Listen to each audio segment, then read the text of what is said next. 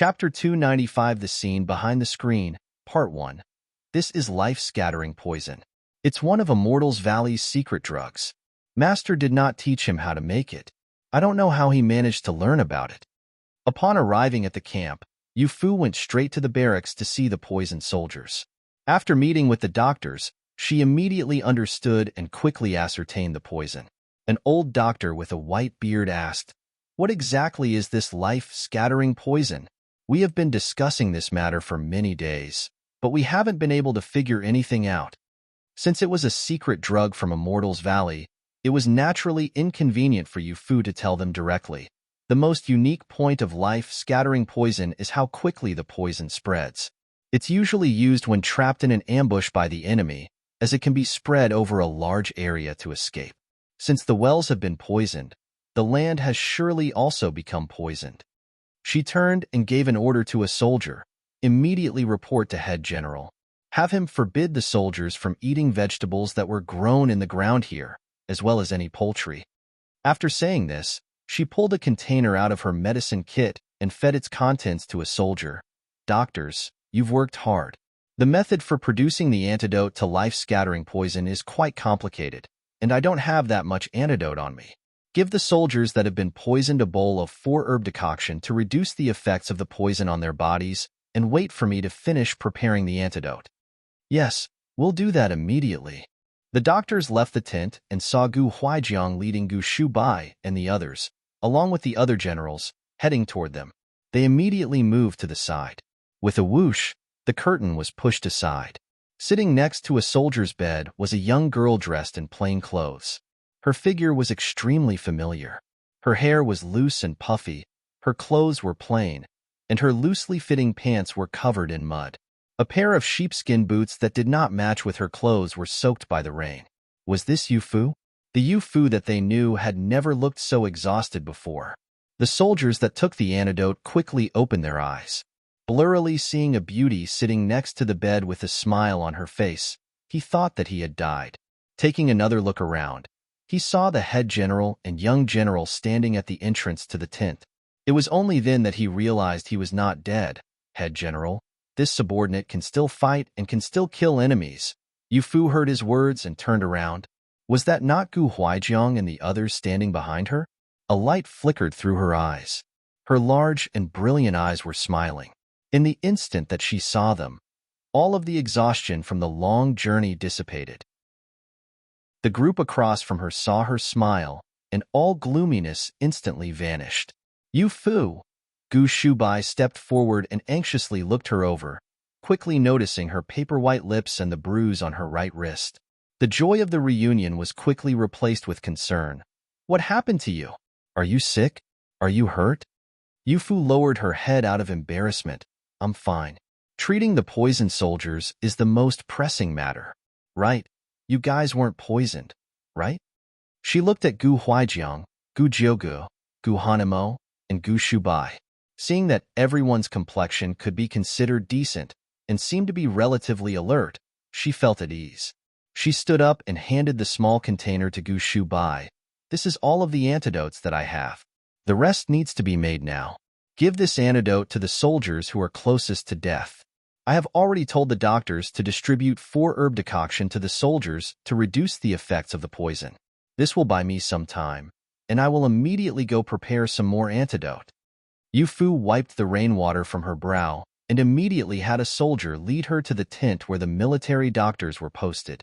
Yao Lan carried her medicine kit and followed closely. Master and servant were both young girls who had not yet become of age. To have traveled such a great distance in the wind and rain, who knew just how much they had suffered? Where are the people who came with the young miss? This subordinate is here.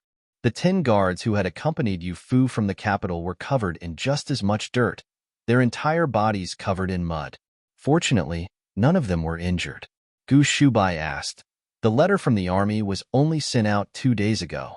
How did young miss get here so quickly?" Young miss set out the day after the Mid-Autumn Festival.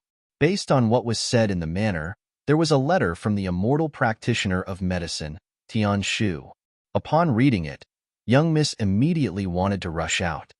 Gu Jiugu wore a highly critical expression. fourth brother and the others just watched her leave without trying to stop her. The soldier lifted his head with a troubled expression. He wanted to tell the truth, but was afraid that the ones to be criticized would not be fourth young sir and the others. The young miss left before the sun came up. We set out before fourth young sir and the others got up. After a moment of silence, Gu Hanemo lifted his sword and looked at him sideways. It's the fourth young sir who makes the final decision in the matter. Without an order from him, you dared to bring Yu Fu here. It seems that you want to be on the receiving end of the military baton. All 10 dropped to their knees, with none daring to argue. All right, if you have time to ask for them to be punished, it would be better to arrange a tent for Yu Fu to rest in. Gu Huaijiang quietly walked out, and the 10 were finally able to let out a sigh of relief. Based on this, it seemed that he did not intend to punish them for acting without permission. Yin Zheng heard the news and ran inside. Seeing the soldier sitting on the bed, he rejoiced. Hey, you've gotten better? You're already able to sit up? The soldier seated on the bed cheerfully nodded. Young Miss Yu Fu gave me the antidote. She personally gave it to me. She had personally given it to him. What was so great about that? He actually tried to show off in front of him. Yin Zheng unhappily looked away and saw 10 people kneeling on the ground. What are you kneeling for? Quickly get up. Head General has already left. Is it possible that the young general will punish you? Young general is all too thankful. Gu Shubai glanced at him with a smile, but his eyes were emotionless. Yin Zheng immediately shut his mouth. The 10 took this cue to say something that nobody liked. We atoned for our misdeeds by doing something good. We even taught young Miss Yu Fu a technique for if she fell off her horse. If not for this, young Miss and Miss Yao Lan would have suffered greatly from their falls. Visit Wuxia World. EU for extra chapters. Technique for if they fell from a horse? Gu Jiugu gnashed his teeth and spoke one word at a time. How did you teach this? Yu Fu's arrival at the camp was like the sun rising and scattering the clouds away. The atmosphere in the camp immediately changed. The poisoned soldiers started recovering one by one, and the sky that had been pouring for consecutive days finally showed signs of clearing up. The air was no longer filled with the pungent smell of mud. After a busy day of work from morning until supper, she finally had a chance to take a break. Yao Lan, I want to take a bath before going to the main tent. Yao Lan understood. Then I will go and keep watch outside the tent. Young miss, take your time with your bath. Yu Fu stood behind the screen and quickly removed her clothes. During the past few days, the most important skill that she had learned was to make good use of her time. For the women from large families in the capital, 2 people were needed to help remove their clothes. By the time that the clothes were removed, the water would already be cold. In the past, this could also be said of Yu Fu. Now, with nobody to help her, she was able to quickly remove her clothes and soak her entire body in hot water. The sky was just starting to darken. The air after the rain was particularly calming. Yao Lan sat outside the tent, and she quickly started yawning and nodding off. The soldiers standing guard saw her and covered their mouths to laugh, quietly saying, Miss Yao Lan and young miss are the same age. Look at how young miss traveled all the way to the camp and even worked all day. It seemed as if she wasn't tired at all, yet Miss Yao Lan is so tired that she's falling asleep.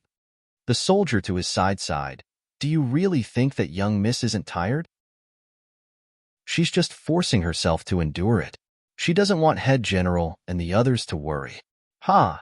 It's all the fault of those unprincipled bastards from Western Kuan, actually using poison. Just as they were discussing this matter, they saw Gu Shubai walk over from the distance with a basket of food.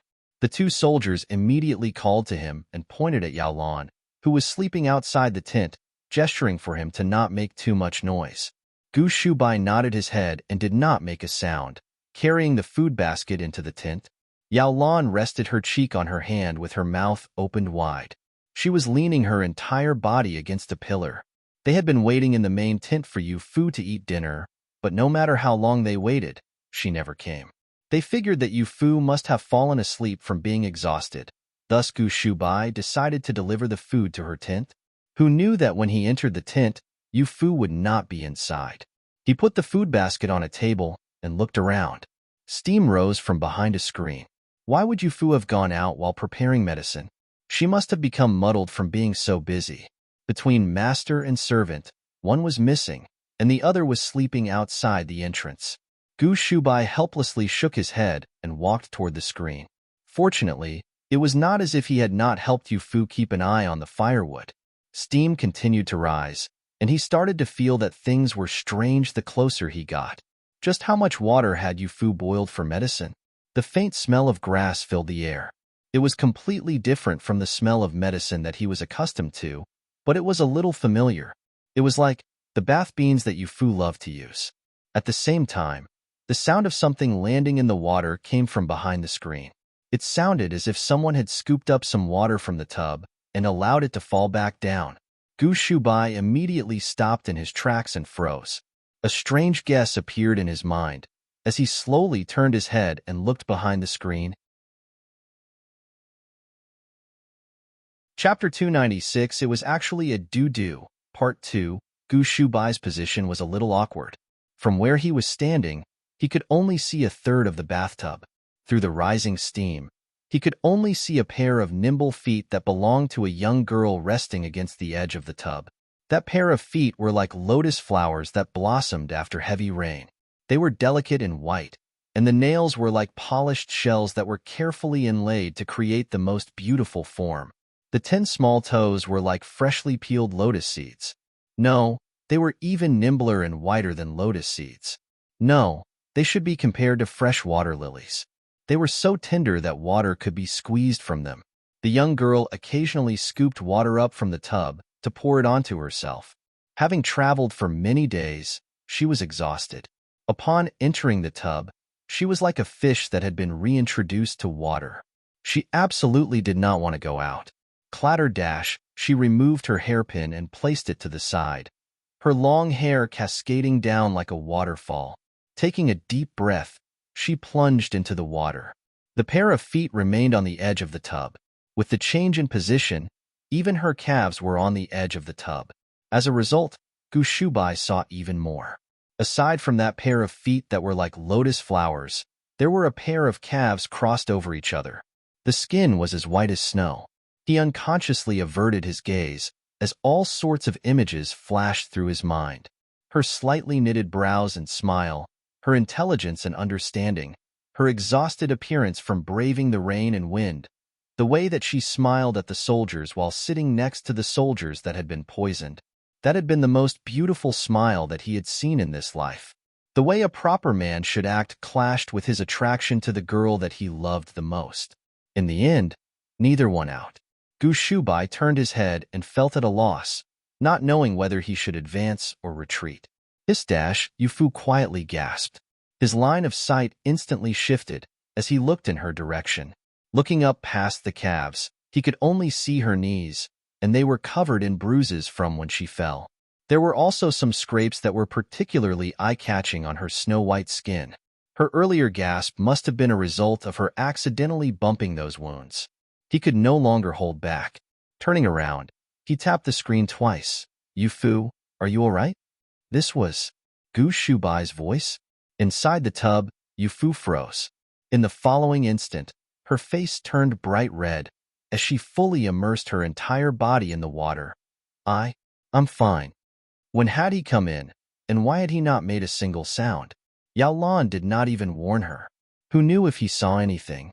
Without even looking, Gu Shubai knew what the sudden splashing sound was from. He smiled. "Your journey must have been exhausting. You should take a good bath. I brought your dinner. Eat it after you finish taking your bath." Yufu thought that he would leave after he finished speaking and never expected to hear what came next. "There's no rush. I'll wait for you outside." Yufu. The tent was only so large. For someone like Gu Shubai, whose hearing was sharper due to his training in martial arts, he was definitely able to hear every single one of her movements. No matter how she thought about it, being heard bathing was an extremely embarrassing matter. Yufu stammered. In truth, I already finished bathing. I will be out immediately." Due to the screen, she could not see Gu Shubai's smile and delighted expression. His Yufu had truly grown up. Last year in Changzhou, she had said with a straight face that she wanted to sleep in the same room as him. which was something that had infuriated Gu Jiugu, while Yufu herself did not feel that anything improper was happening. Visit Wuxia World. EU for extra chapters. Within a single year, she was now able to blush due to embarrassment. This was good. This would keep her from being taken advantage of due to her young age and innocence. Yufu sat up in the tub and looked around with a frantic expression. Where were her clothes? She had come in to take a bath, yet Yao Lan did not even prepare a change of clothes for her. Yufu did not know what to do.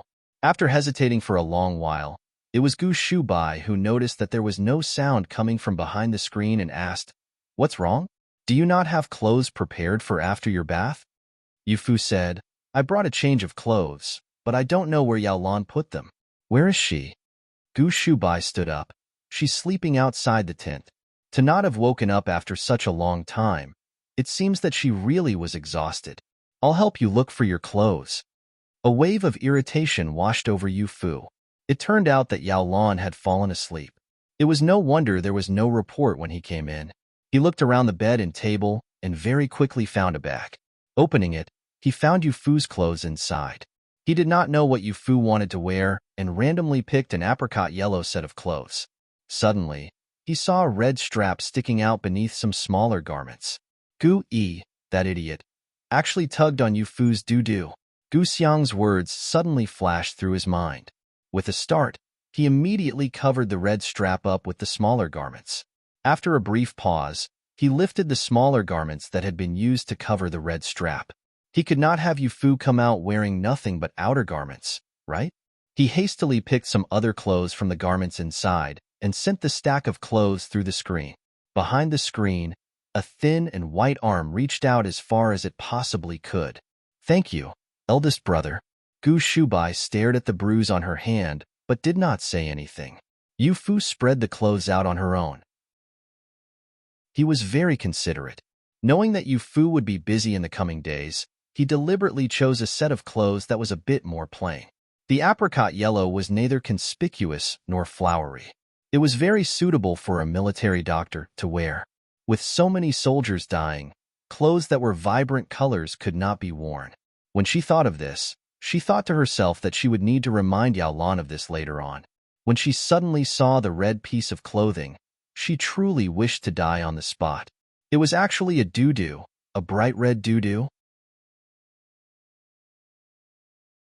Chapter 297, Unbuttoning Her Clothes, Part 3.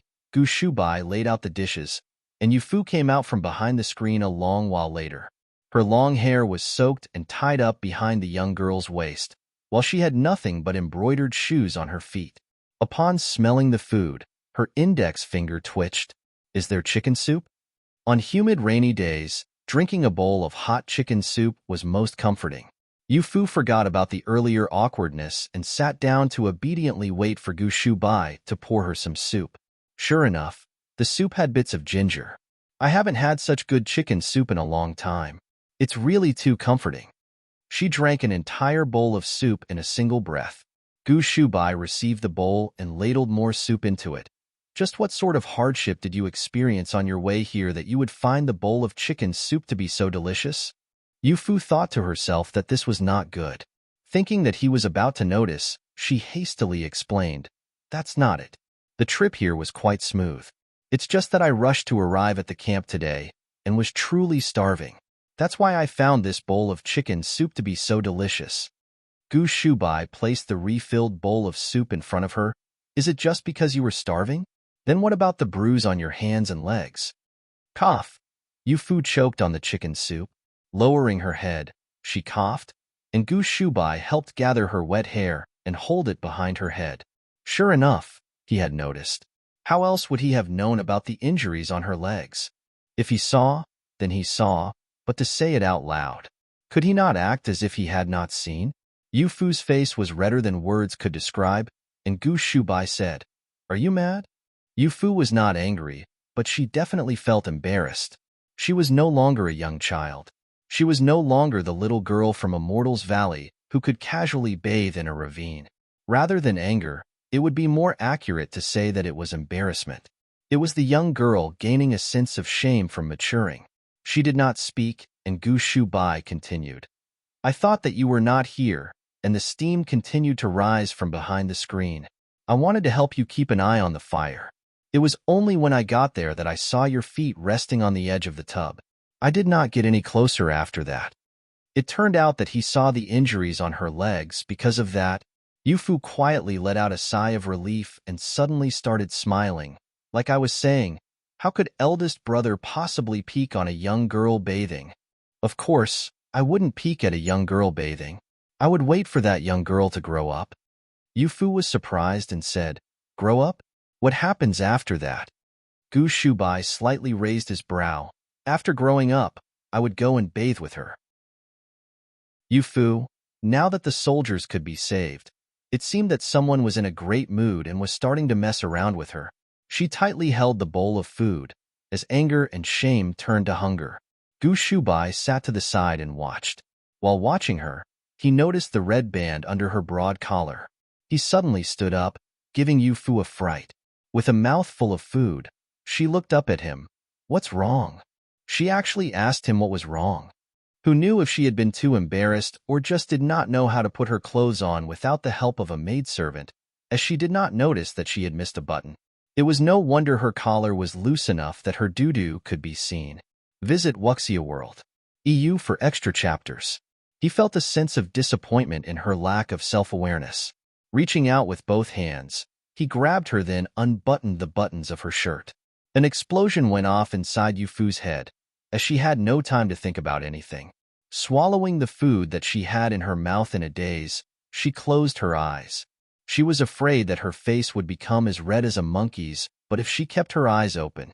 The man's long and deft hands were accustomed to holding swords and drawing bows, and there were slight calluses on the fingers. He worked quickly, moving from button to button in her shirt. After a moment, his movements came to a stop, but things did not go as Yufu had imagined. She opened her eyes, and Gu Shubai was already sitting back down in his seat. He was pouring a third bowl of soup for her with a serene look on his face. Yufu instantly realized something and sat upright, cursing herself for having such strange thoughts. She must have been too exhausted from the journey to think of such meaningless things. Gu Shubai took a look at her expression from the corner of his eyes. He really wanted to laugh but had no choice but to desperately suppress it. Only after smelling the fragrance of wild grass coming from her body did he realize that he had not been this happy for a long time. "Yufu, it's really good that you came." Yufu looked at him in a daze. Was he relying on her? She was a little delighted and put down her bowl. "It was I who wanted to come. In truth, even without me, you could have gone to Immortal's Valley to ask for help. Since Master has accepted this engagement, he will not just sit idly by and watch." Gu Shubai shook his head and said, "Before we discovered that the wells had been poisoned, Father and I have suspected that such a thing could happen. We sent some people to Immortal's Valley to investigate. Who knew that the road to Immortal's Valley had already been blocked by Western Kuan's army? We had absolutely no way of getting through. By the time that this information had been brought back, the wells had already been poisoned. So that's the case. It's no wonder second senior disciple wrote a letter to tell me to think of something and did not send people himself. I thought that he was just following Master's rule about not getting involved in affairs between countries, but it turns out that he had no way of getting through. Since Kuan Wushang was willing to do this sort of disgraceful thing, it's natural that he would be thorough in his considerations and not allow people from Immortal's Valley to come." Gu Shubai said, "So it was Tian Shu who wrote you a letter. It's no wonder you arrived so soon. If you did not come, Father was extremely reluctant to bring you here. It must have been hard for you." Soaked by the storm and covered in injuries, even the soldiers who went out to fight the enemy felt sorry for her, much less her family. Yufu put down her bowl and smiled, saying, "It wasn't hard. I've eaten my fill. Yaolan is also injured. I need to wake her up to apply medicine to her body." "She's injured, but are you just going to ignore your own injuries?" He gestured to the bed with his chin, motioning for Yufu to move there. "If you've eaten your fill, go and lie down. I will apply the medicine for you." Chapter 298, That's to Deceive Him, Part 4. Yufu wrote out the prescription for the antidote for the military doctors. leaving the doctors to work overnight to prepare the medicine. Only like this was Yu Fu able to get a good night of sleep. The next morning, a cold wind suddenly started blowing. Yu Fu tugged on the thin blanket covering her and got a thicker one before continuing to sleep. Not long later, she suddenly noticed that something was off. Still groggy, she started looking around. At some point, the skylight of the tent had been opened up and the wind was blowing into the tent. The surprising part was that the wind was lacking in humidity. The air was surprisingly dry. After several days of heavy rain, the sudden dryness of the air made people feel quite comfortable. Yu Fu immediately got up to get dressed and go out. In the outer room, she found Yao Lan sleeping on a small bed with her saliva wetting the pillow. She helplessly shook her head but did not wake Yao Lan. Moving quietly, she headed out. In the instant that she opened the tent flap, her hand immediately retreated as if it had been shocked. She then looked down at her clothes to verify that her shirt had been properly buttoned up. Sure enough, it was already bright outside, and there were many puddles of many sizes on the ground. There were soldiers rushing around in the distance. It seemed that they were organizing the army's rations and weapons. "Young miss, you've woken up?" The soldier that had been standing guard outside her tent last night arrived with breakfast and saw that she was going out. "Where is young miss going?" Yu Fu smiled. "I don't know how the soldiers that were poisoned are doing now, so I was going to take a look. Young miss, how about eating a meal before going?" "Don't worry. The doctors worked overnight, and most of the soldiers have recovered." Young Miss Antidote was truly too effective. With this, Yu Fu felt at ease. Upon arriving the previous day, she immediately started working to prepare medicine for the soldiers. She was so exhausted that she immediately fell asleep when her head hit her pillow. When Yu Fu thought of how she had not yet gone to properly visit Gu Huaijiang, she said, "Just leave it there for now. If Yao Lan wakes up, just tell her that I have gone to the main tent." "Very well. This subordinate will leave it in the tent." After Yu Fu left, the soldier glanced inside the tent. The master had woken up, yet the servant was still asleep. This maidservant surely had some amazing background. Arriving near Gu Huaijiang's main tent, the soldiers had solemn expressions. Seeing Yin Zheng stand guard outside, she hastily asked, "What's wrong? Has something happened to the poisoned soldiers?" Yin Zheng cupped his hands. "Young miss, don't worry. The soldiers that were poisoned have already started recovering. It's just that they aren't able to immediately go out and fight. But look, the sky has cleared up." Yin Zheng's brow was tightly furrowed, and Yu Fu lowered her head to think things over. "I'll trouble you with going in to report to Head General that I want to see him." "What is there to report?" With a whoosh, Yin Zheng opened the door to the tent. "Young miss, just go in. Head General won't get angry." With the door opened, everyone inside the tent looked toward the door. They immediately saw Yu Fu standing outside, and Yu Fu had no choice but to grit her teeth and go in. Seeing everyone frowning, she thought to herself that this was bad. "Head General." Yu Fu stepped forward and saluted. Gu Huaijiang strode over to her and picked her up. "There's no need to be so formal. You have suffered a great deal to travel here. The poisoned soldiers have already started to recover. With the doctors keeping an eye on the preparation of medicine, why don't you get some more sleep?" Yu Fu looked over at Gu Shubai and the others, then at Lao Jin. "Since the poisoned soldiers have been saved, why is everyone so worried?" "Because the sky has cleared up. Western Kuan's people won't let go of this opportunity to attack so easily. The scouts have reported that they are currently consolidating their forces and will be attacking soon. However, the soldiers that were poisoned cannot get out of bed, thus cannot set foot on the battlefield." Gu Huaijiang continued, "You came at the perfect time. Since you have already given the doctors the prescription for the antidote, there's no need for you to stay here. I will have Yin Jing escort you to Zhuguan City. It's too dangerous at the camp. It's not suitable for you to stay here." Yu Fu looked at him in surprise, never expecting the situation to be so dire. If there was even the slightest chance of victory, Gu Huaijiang would not think of sending her somewhere else. He would rather protect Yu Fu himself. Yu Fu hastily said, "No. Since I have come, I never intended to leave. Head General and elder brothers are all here. How can I just leave?" Gu Huaijiang helplessly turned around and gave Gu Shubai a look, and the latter advised Yu Fu, "Yu Fu, listen to father and don't stay here. You don't know martial arts. If anything were to happen, how do you want us to feel about it? They would rather get hurt or even die than see anything happen to Yu Fu. The battle had not yet been fought, but tens of thousands of soldiers had already died.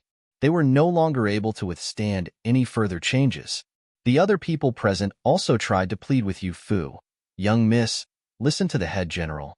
You have already done enough good. If not for you, who knows how many of us would already be dead. That's right, young miss. You're a girl. You can't compare with men like us. Let Yin Zheng escort you into the city. Fighting will soon break out here. Yu Fu said, Immortals Valley's antidotes are complicated, and the soldiers are suffering from varying degrees of poisoning. For the soldiers who have been severely poisoned, if I am not here, they will die. I can't leave. I need to stay here to take care of them. Visit Wuxia World. EU for extra chapters.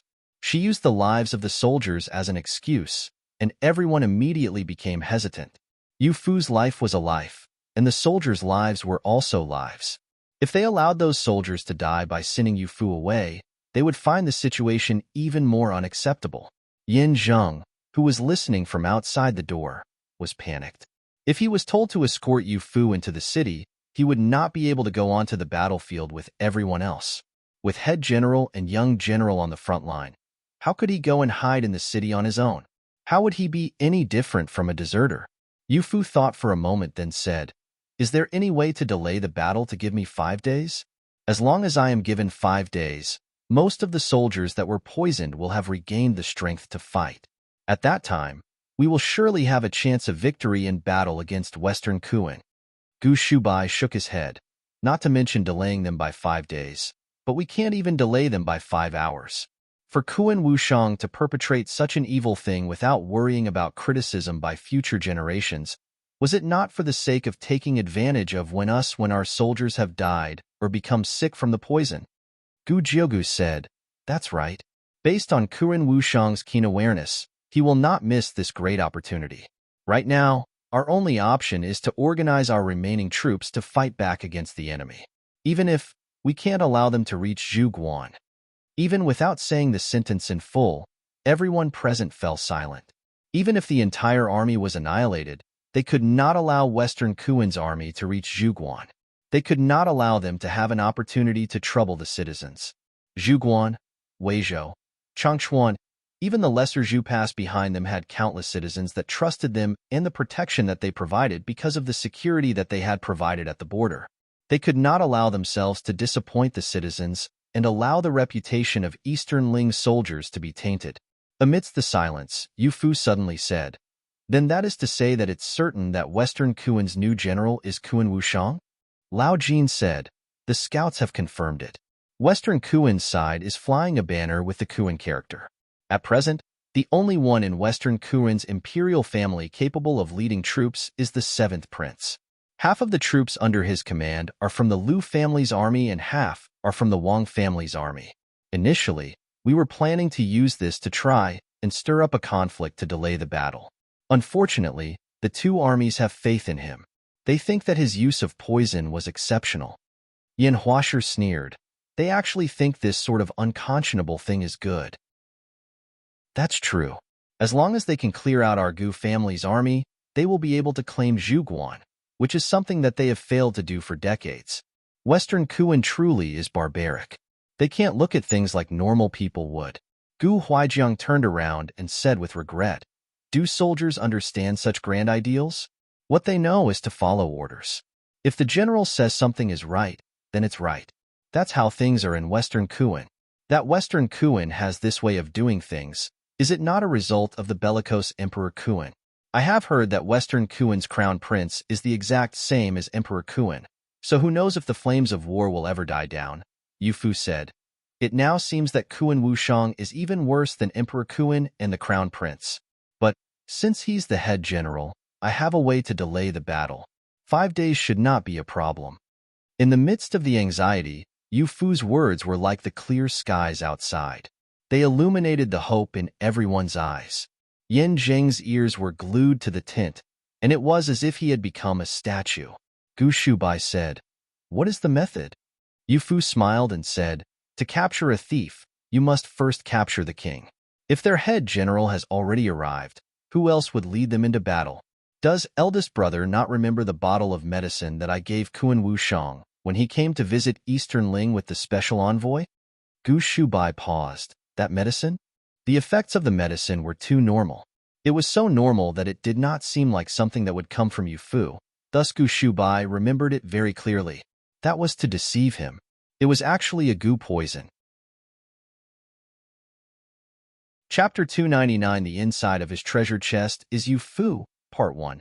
Yu Fu never thought that her random actions would be able to temporarily delay the battle.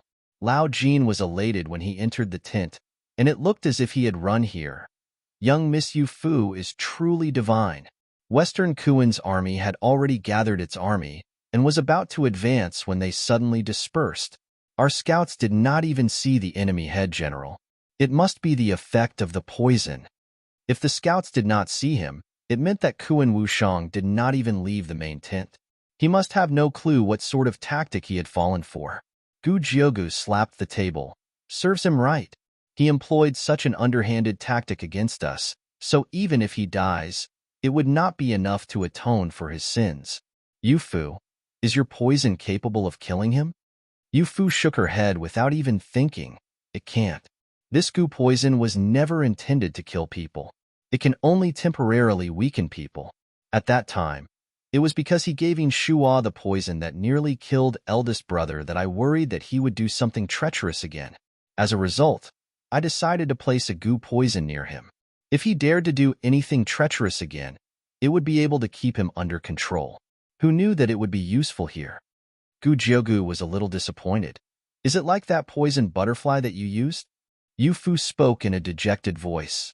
If it was as poisonous as that poison butterfly, Western Kuan's army would be holding a funeral. Although it would not kill Kuan Wushang, it would at least stall him. It gave the Gu family's army some breathing room, and this was already worth rejoicing. Gu Huizheng asked, Yu Fu, are you certain that it will be able to delay them by 5 days? Yu Fu thought for a bit. It shouldn't be a problem. When I gave him that bottle of poison, I told him to bring it back to Immortals Valley to be turned in as his homework, and he seemed to believe me. But he didn't return to Immortals Valley, and he still hasn't noticed the gu poison afflicting him after such a long time. This time, it still doesn't seem that he has noticed it. By the time that he does notice it, it will take at least 5 days to treat. Good. There will be many important things for us to take care of during these 5 days. Gu Huizheng pulled out his token of authority and sternly said, Immediately send people out to the cities nearby to look for medicinal supplies. If there isn't enough, ask the courts to send more supplies. We absolutely must have enough of the necessary supplies to decontaminate the poisoned ground around the city. At this critical juncture, Gu Huizheng used this brief moment of respite to think about the land and water rather than military affairs. In his heart, family and country were always of the utmost importance. Everyone stood up, and Yu Fu fiercely nodded. I will do my best. The sound of beating war drums roared like thunder, but the army did not move out. Following this came the gongs signaling for the soldiers to retreat. It was as if a foolish child was running around the military camp, treating the war drums and retreat gong like toys. Assembling troops and dispersing them had become a game. The morale that Western Kuan's army had worked so hard to regain was instantly lost. With the head general, Kuan Wushang, nowhere to be seen, discussion filled the camp. The entrance to the main tent was closed, with Kuan Wushang's personal guards standing guard outside. Neither the generals from the Liu family's army nor the generals from the Wang family's army were allowed to get close. They had absolutely no idea of what had happened inside the main tent. What happened to His Highness the 7th Prince? Please go in and report and tell him that we wish to see His Highness.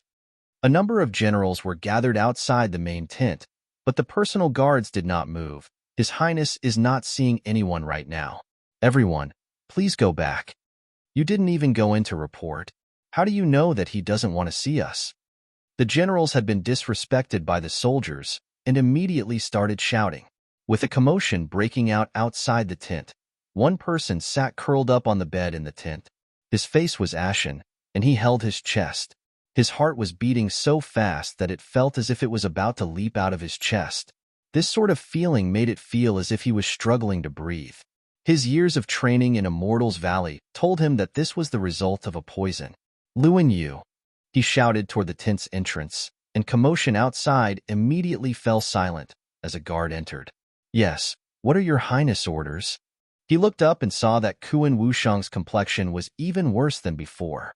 He hastily stepped forward to help support him. Your highness. Kuan Wushang waved his hand. I'm fine. Go out and tell those generals to lead their soldiers back. We can't lead the soldiers out today. As for when the soldiers can set out, wait for my order. Luan Yu saw his complexion worsen and gritted his teeth, but ultimately retreated. Yes, this subordinate will take care of that immediately. Kuan Wushang held his chest. In the darkness, he thought back on his recent actions. He had studied in Immortal's Valley, but he could not be invincible against poisons like Sun Qi.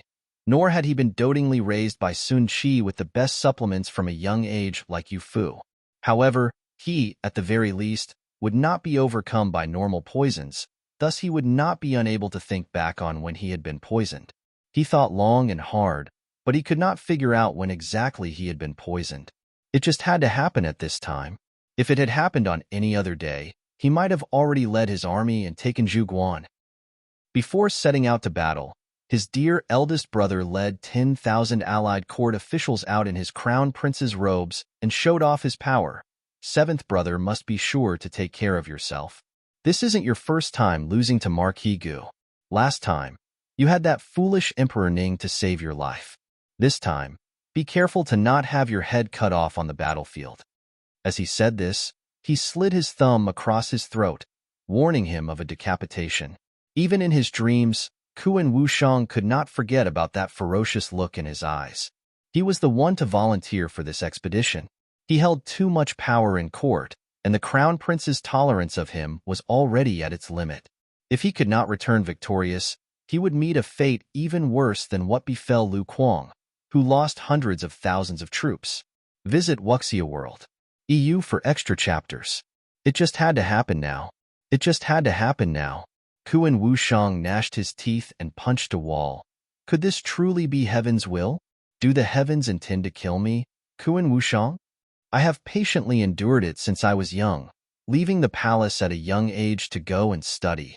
When I finally managed to claim a proper position in court, have the heavens found me, Kuan Wushang, to be so unpleasant? He only dared to become so hysterical when there were no others present. After venting his frustrations, he calmed down a little. His mind then followed a train of thought, connecting dot after dot. From the moment that he arrived at the border to when the moments before he prepared to set out for battle, then back to when he arrived in Western Kuan's court, then back to when he was in Linen, he suddenly remembered something and started flipping through his luggage, throwing his fine clothes to the ground. The floor was a mess, and the chest was a mess, but he finally found what he had been looking for. It was a brocade box that he had always treasured.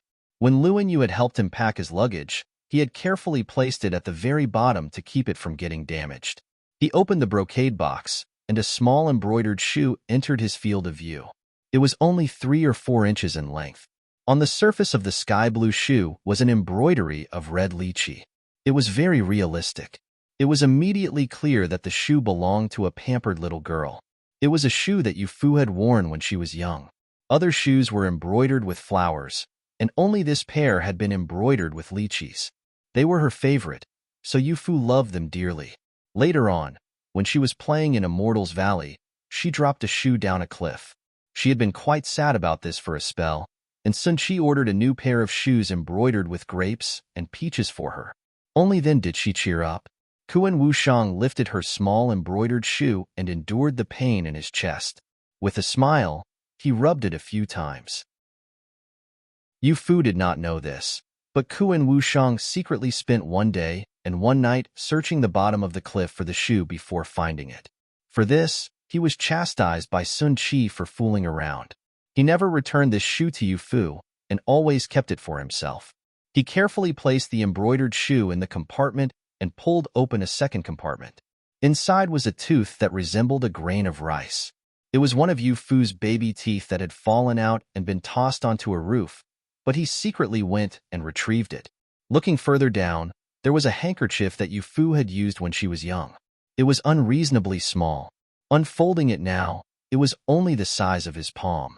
There were also locks of hair from when senior disciple sister had helped her cut her fringe, a pebble that she had gifted him, a bowl of kanji that she had brought him when his master had punished him. He had eaten the kanji, but the cleaned wooden bowl was kept inside the brocade box. After many years of being caressed, its surface had become smooth and shiny.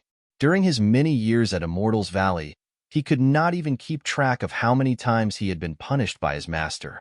The only thing that he could remember was that every time that he was punished, the only person who came to visit him with food was Yu Fu.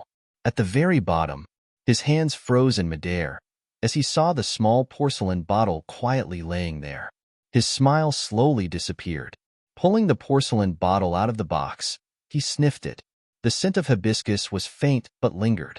It was the medicine that Yu Fu had given him to turn in as homework at Immortals Valley. After leaving Eastern Ling, he never returned to Immortals Valley. Naturally, this medicine was never used and was stored in the brocade box like the other things. Yu Fu's treasure chest contained various drugs, while his treasure chest contained Yu Fu and things related to Yu Fu. He opened the porcelain bottle. The green balls of medicine had disappeared at some point, and all that remained was the heavy scent of medicine. When the fragrance entered his lungs, he suddenly felt a sharp pain in his chest. His body slumped against the table as he passed out and slid down to the ground.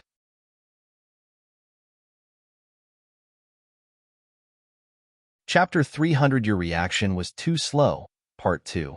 When the report from the border reached Eastern Ling's court, the officials were shocked. Kuan Wushang's methods were too vile. Looking through the history books, only the notorious Butcher General, Bai Qi, could be comparable.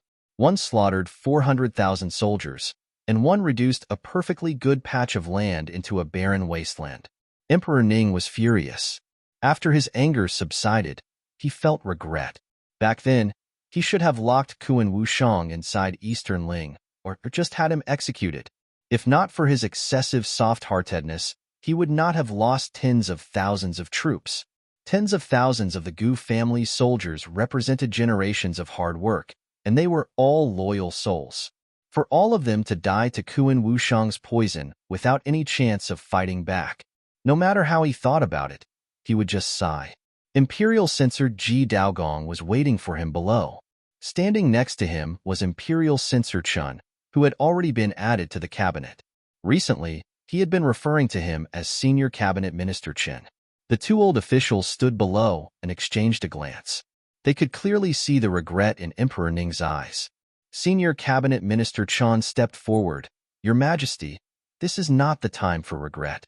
Marquis Gu's letter requested assistance from the Ministry of Revenue in acquiring supplies for antidotes. With Princess Junjiang at the border, the antidote might be able to counter the poison in the ground and water. Emperor Ning slowly nodded. Have the Ministry of Revenue handle this matter as soon as possible? The Ministry of War will coordinate with them, regardless of how much medicine they need. We must do everything possible to alleviate the poison affecting the land and water. Once the poison spreads to the surrounding cities, it won't just be the soldiers of the Gu family's army that will suffer. Senior Cabinet Minister Chun nodded. This old subject will immediately go and take care of this matter. There is another matter.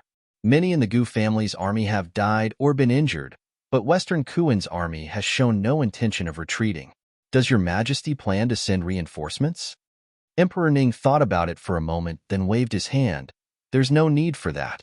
Marquis Gu is steady in his handling of things. If he needed reinforcements, he would definitely have told us. If he didn't say it, there's no need for us to think about it. We should have the Ministry of War and the Ministry of Revenue think about military supplies, the Ministry of Internal Affairs too. Having the Ministry of War and the Ministry of Revenue worry about military supplies made sense to Senior Cabinet Minister Chen. But why include the Ministry of Internal Affairs? Just as he was about to ask, Ji Daogong, who had been quietly standing to the side, gave him a look. Senior Cabinet Minister Chen cupped his hands and gave up on the question. After a moment of thought, he said, yes, even if the poison afflicting the soldiers has been treated, they will still be weakened. Lord Marquis Gu and the other generals have much hardship to endure. This subject will inform the Ministry of War and Ministry of Revenue to send some good food. And this subject will inform the Board of Internal Affairs to prepare some things that Princess Junjiang might need. Emperor Ning nodded, feeling very satisfied with his understanding of the situation. There was not much else for him to add.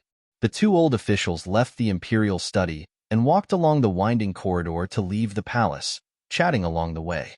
The two were colleagues who had worked together in the imperial censorate for many years. Thus, there was a tacit understanding between the two. Senior Cabinet Minister Chen said, "Thank you, Old Ji, for the reminder earlier. If not for your reminder, this lowly official would have almost forgotten about Princess Junjiang." Speaking of the crisis at the border being resolved, it was entirely thanks to the princess' hard work that we could reverse the situation. Ji Daogong did not claim any credit for this. What are you saying? The cabinet has not yet been filled out, and the ranking has not yet been decided. Senior Cabinet Minister Chen has had many things to worry about with the cabinet, so it's inevitable that you would forget about some things. On the other hand, while the cabinet's assistants, Senior Cabinet Minister Chen is now a first-rank official. There's no need to refer to yourself as a lowly official. Ji Daogong held Senior Cabinet Minister Chen in high regard. Having worked in 2 different courts and lived past the age of 70, Ji Daogong had a keen awareness of the situation in court. The recent series of changes in court filled him with a feeling of dread, but the more that he felt this, the more he hoped that people who had not chosen to align themselves with any faction would be added to the cabinet. Senior Cabinet Minister Chen's brow twitched upon hearing assistants being mentioned, as he seemed to realize something. He cupped his hands toward Ji Daogong. This lowly official has worked in the imperial censorate for many years and has always held Lord Ji in high esteem. To have been praised by Lord Ji, this lowly official will work cautiously and tirelessly to help His Majesty. Ji Daogong faintly smiled. A look of wisdom and clarity that came from age shone through his gentle gaze. The two continued forward. When the cabinet was first conceived, His Majesty had already completely pushed Prime Minister Yin Shua to the side. He had neither the intention of adding him to the cabinet, nor did he have any plans for dissolving the position of Prime Minister. But since ancient times, there was no precedent of having both a cabinet and a prime minister at the same time. Ji Daogong's words had a profound meaning, and Senior Cabinet Minister Chen thought for a long time before saying, "That is indeed true."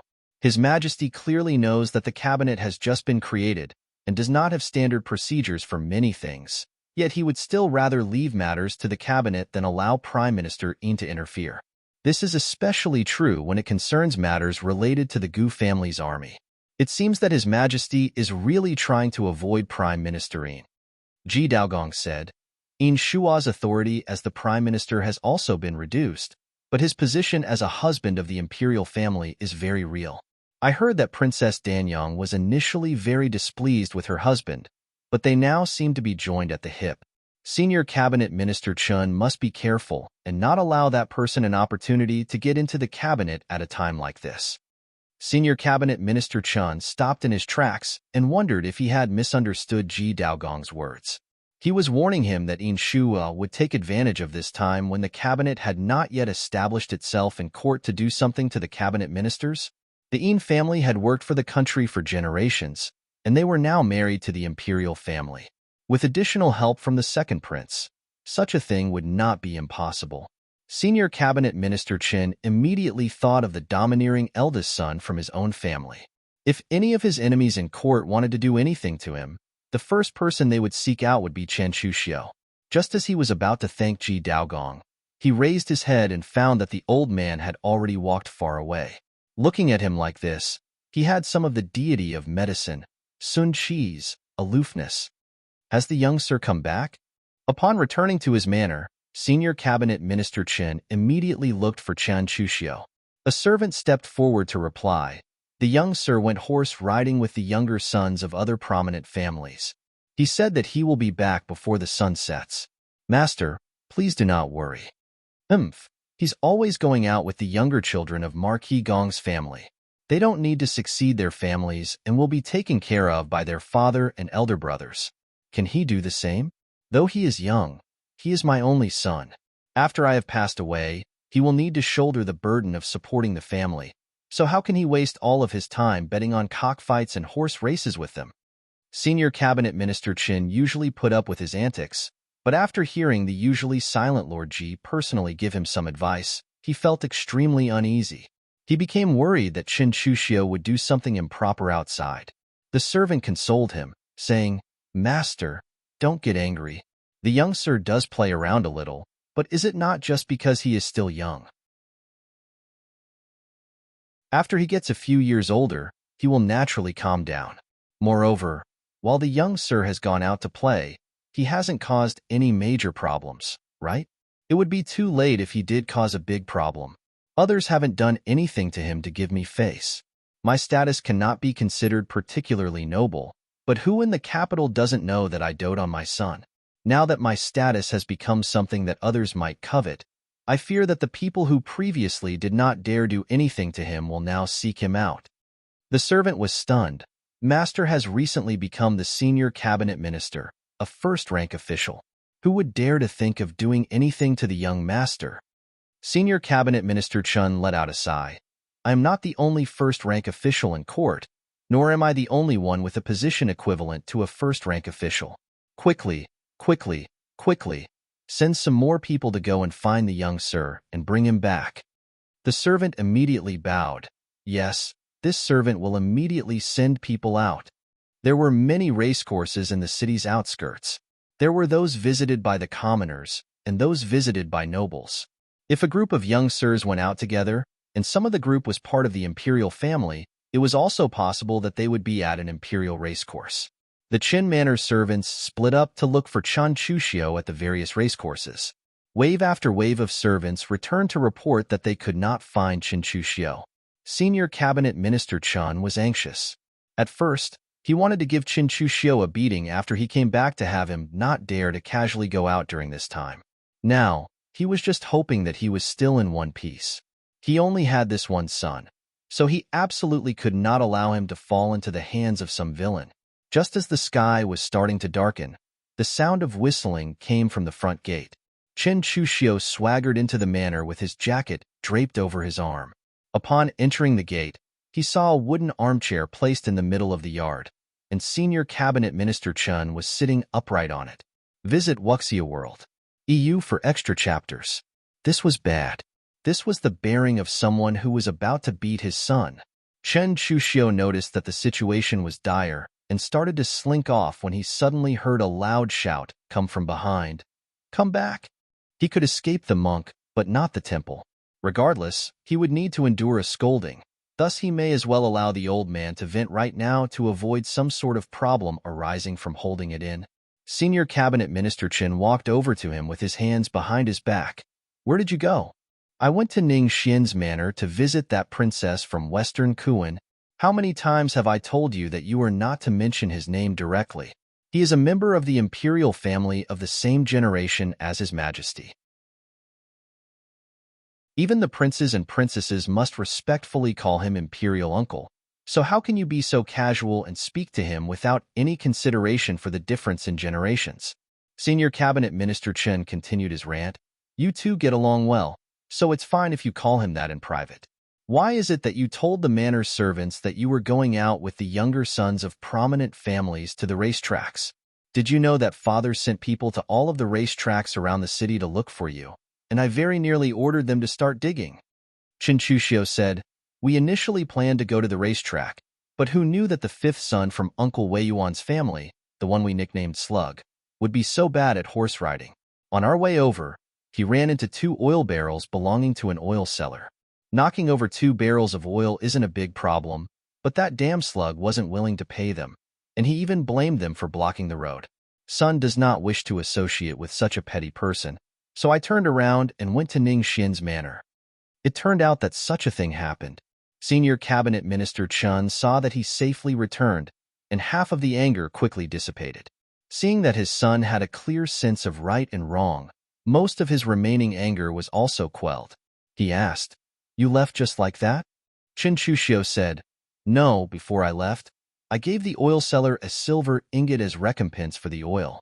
I also asked him to clean up the spilled oil to keep others from slipping on the oil patch and getting hurt. While you were at it, Chen Chuxiu dryly chuckled.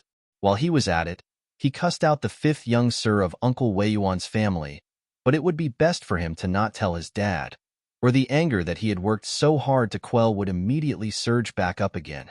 It's nothing. I just bought some of the pastries that the madam liked the most from Yushan building. After that, I went to visit the couple. Hearing that he did not cause any trouble, Senior Cabinet Minister Chen's expression relaxed. You still have some sensibility. Father does not want you to associate with those unrestrained young sirs for fear of you learning their bad habits. Father can feel at ease knowing that you have a proper sense of right and wrong. He brought his hands out from behind his back, and Chen Chuxiu's eye twitched as he subconsciously dodged back. After a quick look, he noticed that his hands were empty, holding neither a paddle nor a whip. Dad, you scared me to death. I thought that you were going to give me a beating. You're still afraid of being given a beating? Senior Cabinet Minister Chen raised his voice, but after a bit of thought, he lowered his voice again. You must be hungry after spending the day out, right? Let's eat first. After you've finished eating, Father has something to tell you. Chen Chuxiu affectionately grabbed his arm. Yes, son will help you inside to eat. As a troublemaker and hooligan, his ability to cause trouble outside was first-rate, but his ability to act coquettish when he got home was even better. While Senior Cabinet Minister Chun did not say it, he felt very joyous. While they walked, he asked him about Uncle Ning's manner, and Chen Chuxiu answered every question. Senior Cabinet Minister Chun said, when making friends, treat it like looking for a mentor. In the past, Father was afraid that you would cause trouble and advised you to not get too close to him. First, he is a member of the imperial family, and his father is His Majesty's imperial uncle. If you cause trouble, not even Father would be able to protect you. Second, he has married the princess from Western Kuan, which makes his situation even more sensitive, and Father is afraid that you might cause trouble. But in recent days, that princess from Western Kuan has a proper sense of morals. After Ning Xian got married, he has started working in court and has settled down. It's almost as if his previous wanton attitude was fake, and he simply didn't want to get serious. It's fine for you to hang out with this sort of friend more often. Chen Chuxiu did not even bother raising his head. Yes, son has been learning from him this entire time. Dad, be careful for the step. Over the course of the meal, Senior Cabinet Minister Chun thought for a long time about whether or not he should tell Chen Chuxiu about the situation in court. If he told him, he might not understand because he was still young, and it would not be good if word got out. If he did not tell him, based on his unrestrained personality, he might not be so obedient. After much consideration, Senior Cabinet Minister Chen decided to reveal part of the situation while concealing the rest. Shower, Father's position in court has seen some change in recent days. This sort of change might look like a favor to others, but it will also attract the hatred and envy of others. Dad knows that you don't understand, but that's fine. Father just wants to tell you that it would be best if you didn't go out for a while and obediently stayed in the manor. Dad is saying that someone doesn't want the cabinet to be formed and will try to get at you by going after son. Is that it? Senior Cabinet Minister Chen was stunned, never expecting his unrestrained son to actually understand the situation so clearly. He spent his days gambling and playing around. How could he know about these court matters? Chen Chuxiu put down his chopsticks and looked at him with a smile. Dad, your reaction is too slow. The person you were worried about already made his move against son long ago.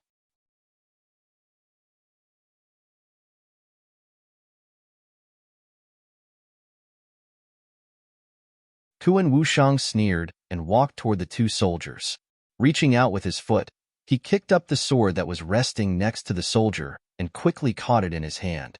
Whoosh, the familiar sound of a sword being drawn finally woke the two sleeping soldiers from their dreams. What are you doing?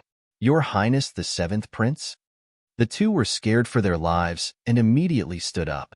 With their heads bowed and hands cupped, they pleaded, Your Highness, please forgive us. This subordinate didn't see that it was Your Highness and thought that. Kuan Wushang smiled deviously. You thought that it was a normal soldier walking past, so you could continue sleeping while on guard. Is that right? The soldier quickly looked up and saw that the smile on his face was far from genuine. His eyes were filled with anger. The two dropped to their knees in fear. "Your Highness the Seventh Prince, please spare our lives. Your Highness, please spare us."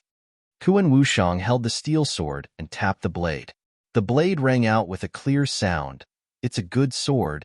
The two did not understand what he meant, as they remained kneeling on the ground, not daring to respond. Kuan Wushang spoke condescendingly. "According to our Western Kuan's military's rules, what is the punishment that should be given to soldiers that neglect their duties while standing guard?" The two soldiers kowtowed and begged for forgiveness. "Your Highness, please spare us. It wasn't just us. Because you suddenly retreated the soldiers. Even the other generals have been constantly complaining. It wasn't just the us subordinates who have been slacking off." The other soldier also spoke up. "That's right, Your Highness. Look at the sentry behind you. It's the same for everyone. It's not just us subordinates." They understood very clearly that based on military rules that Kuan Wushang had referenced, sleeping while on guard duty was a crime punishable by death. They were even more certain that there was an unwritten norm that said the majority should not be blamed. That was why they decided to implicate the sentries that were also slacking off like them. They were trying to make Kuan Wushang place less blame on them. Speaking of, this entire situation should be blamed on him, the head general. It was no wonder the soldiers were so lax. The sentries stationed nearby that had heard the commotion started to gather. As more and more people started to gather, the other generals quickly noticed the commotion and rushed over. One of the generals rubbed their eyes, wondering if their vision had become blurry. "Your Highness the Seventh Prince? You've abandoned the tent?" "No, this subordinate means to say that you've finally come out from the main tent." Abandoning the tent was something that they had been joking about amongst themselves for the past few days. They all knew that Kuan Wushang was a disciple of Immortals Valley. They knew that the practitioners in the valley practiced something known as closed-door cultivation. Thus, they would privately say that Kuan Wushang had been engaged in closed-door cultivation over the past 5 days. Kuan Wushang held the blade in his hands and shot a dangerous look in the direction of the lower-ranked general. This left the latter feeling weak at the knees. The sword in Kuan Wushang's hands shone with a cold glint, and it looked as if it could land on that lower-ranked general's neck at any moment. The lower-ranked general that had spoken rudely could not help but retreat a few steps. In an instant, Kuan Wushang raised the sword and slashed behind him, deftly cutting off the heads of the two kneeling sentries. Visit Wuxia World. EU for extra chapters. With a single slash, he cut off 2 heads. The bystanders wore looks of horror. The other sentries that had slacked off on their duties dropped to their knees in fear, and the lower-ranked generals that had been watching the earlier situation with disdain were now trembling in fear. It was fortunate that this slash had not landed on their necks. Kuan Wushang looked around at the kneeling soldiers before his gaze finally landed on the lower-ranked generals. "When I came out this morning, I saw these 2 soldiers sleeping outside the granary. It turns out that the rules have been changed while I was in quarantine, and it's now acceptable to lie down while on duty. Is that right?" The lower-ranked general who had spoken rudely shrank back in fear and hastily responded with a smile. "No, of course not." These 2 soldiers were slacking off of their own accord. Just how important is guarding the granary? Yet they actually slept outside while on duty. According to the military's rules, they should have been executed. Your Highness has done nothing wrong. Oh, it turns out that it was just these 2 soldiers who had been slacking off, and the rules haven't changed. While Kuan Wushang spoke, he looked at the soldiers kneeling on the ground around him. They were now kowtowing even deeper than before, and it looked as if they were presenting their necks for execution. Fortunately, Kuan Wushang had already lost interest in carrying out executions. He tossed the blood-soaked sword to the side and patted his hands to get rid of filth. "I did indeed only see the 2 of them, and I hope that it won't happen again." The soldiers kneeling on the ground let out sighs of relief, while the lower-ranked generals exchanged hesitant glances. Kuan Wushang knew what they wanted to ask him. 5 days ago was the best time for us to launch an attack of Eastern Ling. Unfortunately, I was poisoned at that time. Everyone was shocked. Nobody expected that Kuan Wushang's self-isolation would be because he had been poisoned. It was fortunate that he now had the spare energy to come out and wander around. He even decapitated 2 people, so it seemed that there were no major problems. He continued, "At the time, I hid it from everyone because I did not have a way to treat the poison, and I feared that my health would disturb the army's morale. Fortunately, I was finally able to come up with a cure for the poison. Going forward, we will be able to go on the offensive at any time." One of the lower-ranked generals said, "In any case, 7th Prince spent many years learning in Immortals Valley. So what sort of ferocious poison would take your highness 5 days to find a cure to?" Kuan Wushang laughed and pointed across the camp in the direction of Zhu Mountain. Its lofty peaks reached into the skies, but the soldiers did not see anything aside from this. What was the meaning behind pointing in that direction? Kuan Wushang said, "It's not Zhu Mountain. It's the Gu family's military camp behind Zhu Mountain. Did you really think that normal military doctors would be able to cure one of Immortals Valley's secret poisons?" He slightly squinted his eyes, as a look of weariness that did not fit his age appeared on his face. "My little senior disciple has arrived." Gu Huaijiang had adopted the girl who had inherited Immortals Valley's knowledge, and he had engaged her to his own eldest son. From that moment on, Marquis Gu's manor and Immortals Valley were connected by marriage. This was something that they had heard when Kuren Wushang had instructed them to block the path to Immortals Valley. The little senior disciple that Kuan Wushang had just mentioned was naturally Easternling's Princess Junjiang, also known as the future young madam of the Gu family's army. Some people did not understand and said, "Your Highness poisoned the Gu family's army by relying on consecutive days of heavy rain to wash the poison down from a higher point, and a large amount of poison was washed into Easternling. But during the past few days, it's been sunny. When did your little senior disciple poison you?" It would have been impossible for a little girl to sneak into Western Kuan's camp and poison Kuan Wushang, right? Kuan Wushang's expression immediately became complicated.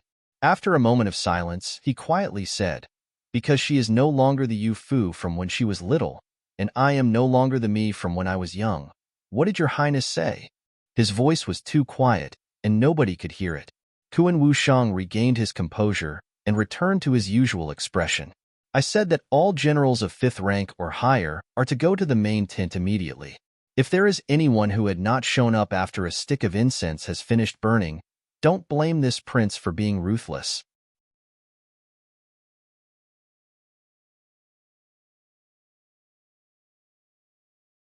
Chapter 302, A Rare Show of Willfulness from Her, Part 1.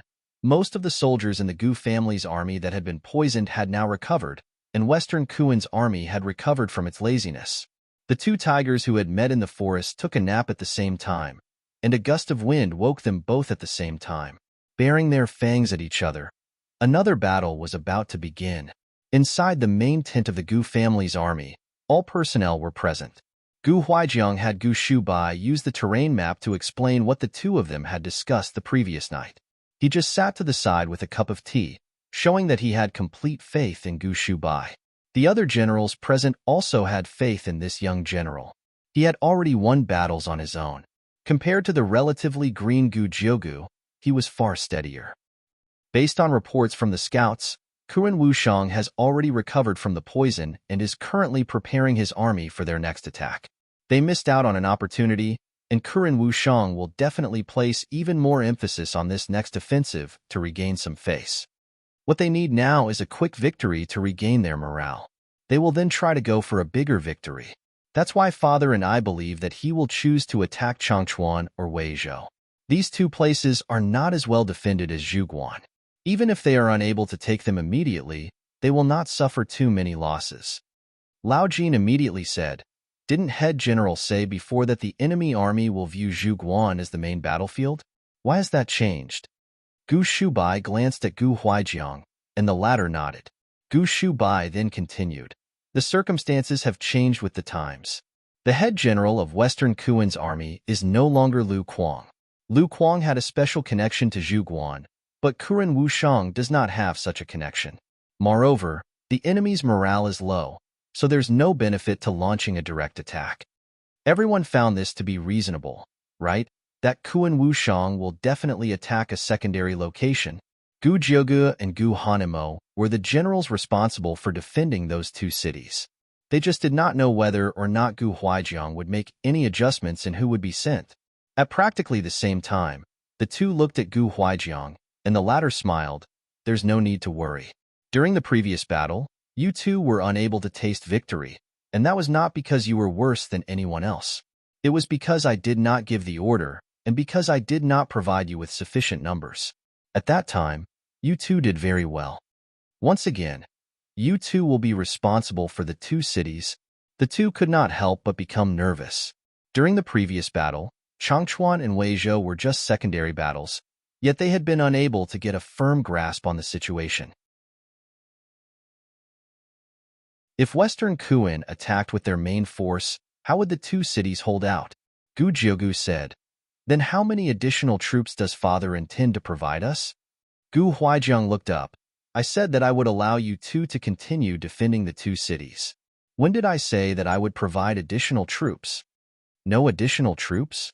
Going against Western Kuan's army with the meager defenses stationed in both cities was truly like a mantis trying to stop a cart.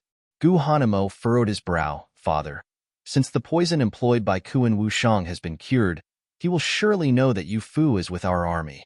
There will no longer be any point to block the path to Immortals Valley. Will he recall the troops blocking the path to Immortals Valley? Gu Huaijiang looked at him profoundly. There was a glimmer of approval in his eyes. Before he could respond, a soldier entered the tent to report. Head General, the 50,000 troops from Western Kuan that were blocking the path to Immortals Valley are currently marching toward us. Estimates say that they should be able to reach Zhuguan by tomorrow morning. Speak of Cao Cao, and Cao Cao will appear. 50,000 troops added to Western Kuan's current forces would create a force that must not be underestimated.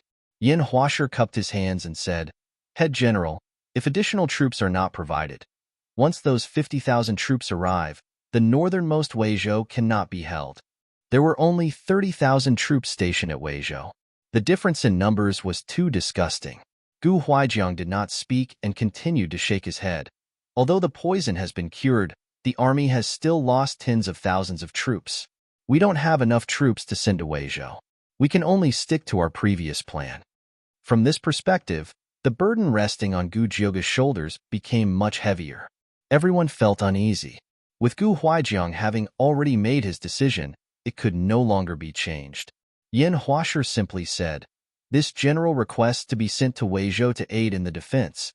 The second young sir is still young. No matter how skilled he might be, he cannot fight such a difficult battle. He did not feel that victory could be ascertained even if he was the one leading the troops. With such a numerical disadvantage, there was no guarantee of victory even if a deity went. Yu Fu sat behind a screen and worked on her poisons, as the smell of medicinal herbs filled the tent. This medicine had not been brought here to be ingested. It was to be inhaled. When Yu Fu was still in Immortals Valley, Sun Qi would often have her inhale the fumes of this poison. As time passed, it would reduce the effects of the poison on the human body. Poison antidotes were too expensive, and Yu Fu only had 5. When there were hundreds of thousands of troops, she might as well not have any. Her only option was to boil the poison inside the main tent to try and protect the generals who led the troops. If Kuan Wushang had one strategy involving poison, he would have a second. She made use of every idea that she could come up with and hoped that they would be able to obtain victory in battle. Hearing a commotion from the main tent, Yu Fu suddenly stopped fanning the flames under the stove and leaned forward to try and hear what was being said. With many people in the tent, it was quite normal for people to have differing viewpoints on certain topics, which would lead to arguments. What was abnormal was that it was Yin Huasher who had spoken up. He was usually very calm, and it was very rare that he would express his opinion. Yu Fu looked outside the tent, and a dark figure was standing there. Yin Zhang had surely heard his father's words. Lao Jin forcefully pulled Yin Huasher to try, gesturing for him to look at Gu Huaijiang's expression.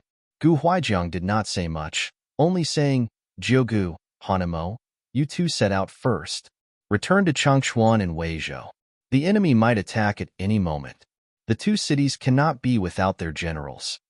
Gu Jiugu and Gu Hanamo did not plan on having others risk their lives for them. Father had his own reasons for not providing them with additional troops. In this army, he was the head general first and a father second. As lower-ranked generals, they had no other choice than to listen to his orders. When Yu Fu heard that they were to leave, she immediately ran out from behind the screen.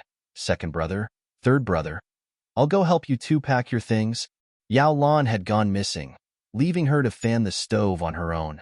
She did not even notice that there was a layer of ash on her nose. Gu Jiugu subconsciously reached out to wipe the ash from her nose with his sleeve. Gu Shubai, who was standing next to the terrain map, raised an eyebrow upon seeing this but did not say anything. The three stepped out of the main tent, and Yu Fu immediately handed the fan in her hand to Yin Zheng. Don't allow the fire behind the screen to go out. Go and help me fan it for a moment.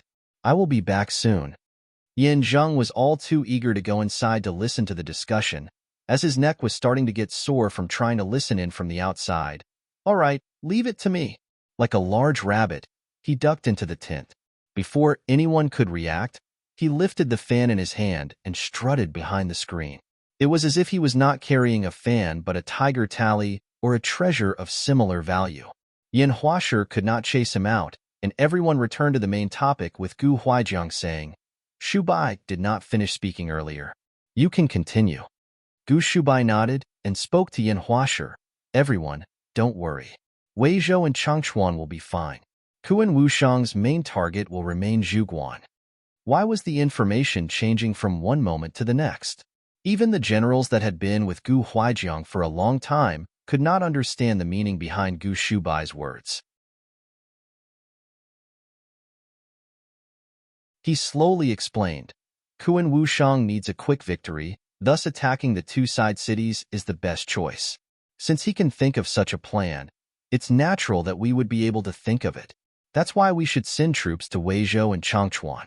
Like that, would Kuan Wushang not consider that we would send more troops to reinforce Weizhou and Changchuan? Hearing this logic, everyone finally understood. We should do the opposite. Kuan Wushang thinks that we will send reinforcements to Weizhou and Changchuan, which would mean that there are fewer troops at Zhuguan. What need would he have to attack the two side cities after they have been reinforced? He should directly attack Zhuguan now that the numbers have been reduced. It's no wonder Head General said that there's no need to send additional troops to the two cities, even allowing the second young sir and third young sir to risk their lives. It turned out, Yin Huasher could not bring himself to continue. Visit Wuxia World. EU for extra chapters. He could imagine that Gu Jiugu and Gu Hanemo were currently rushing to the two cities while embracing the possibility of death.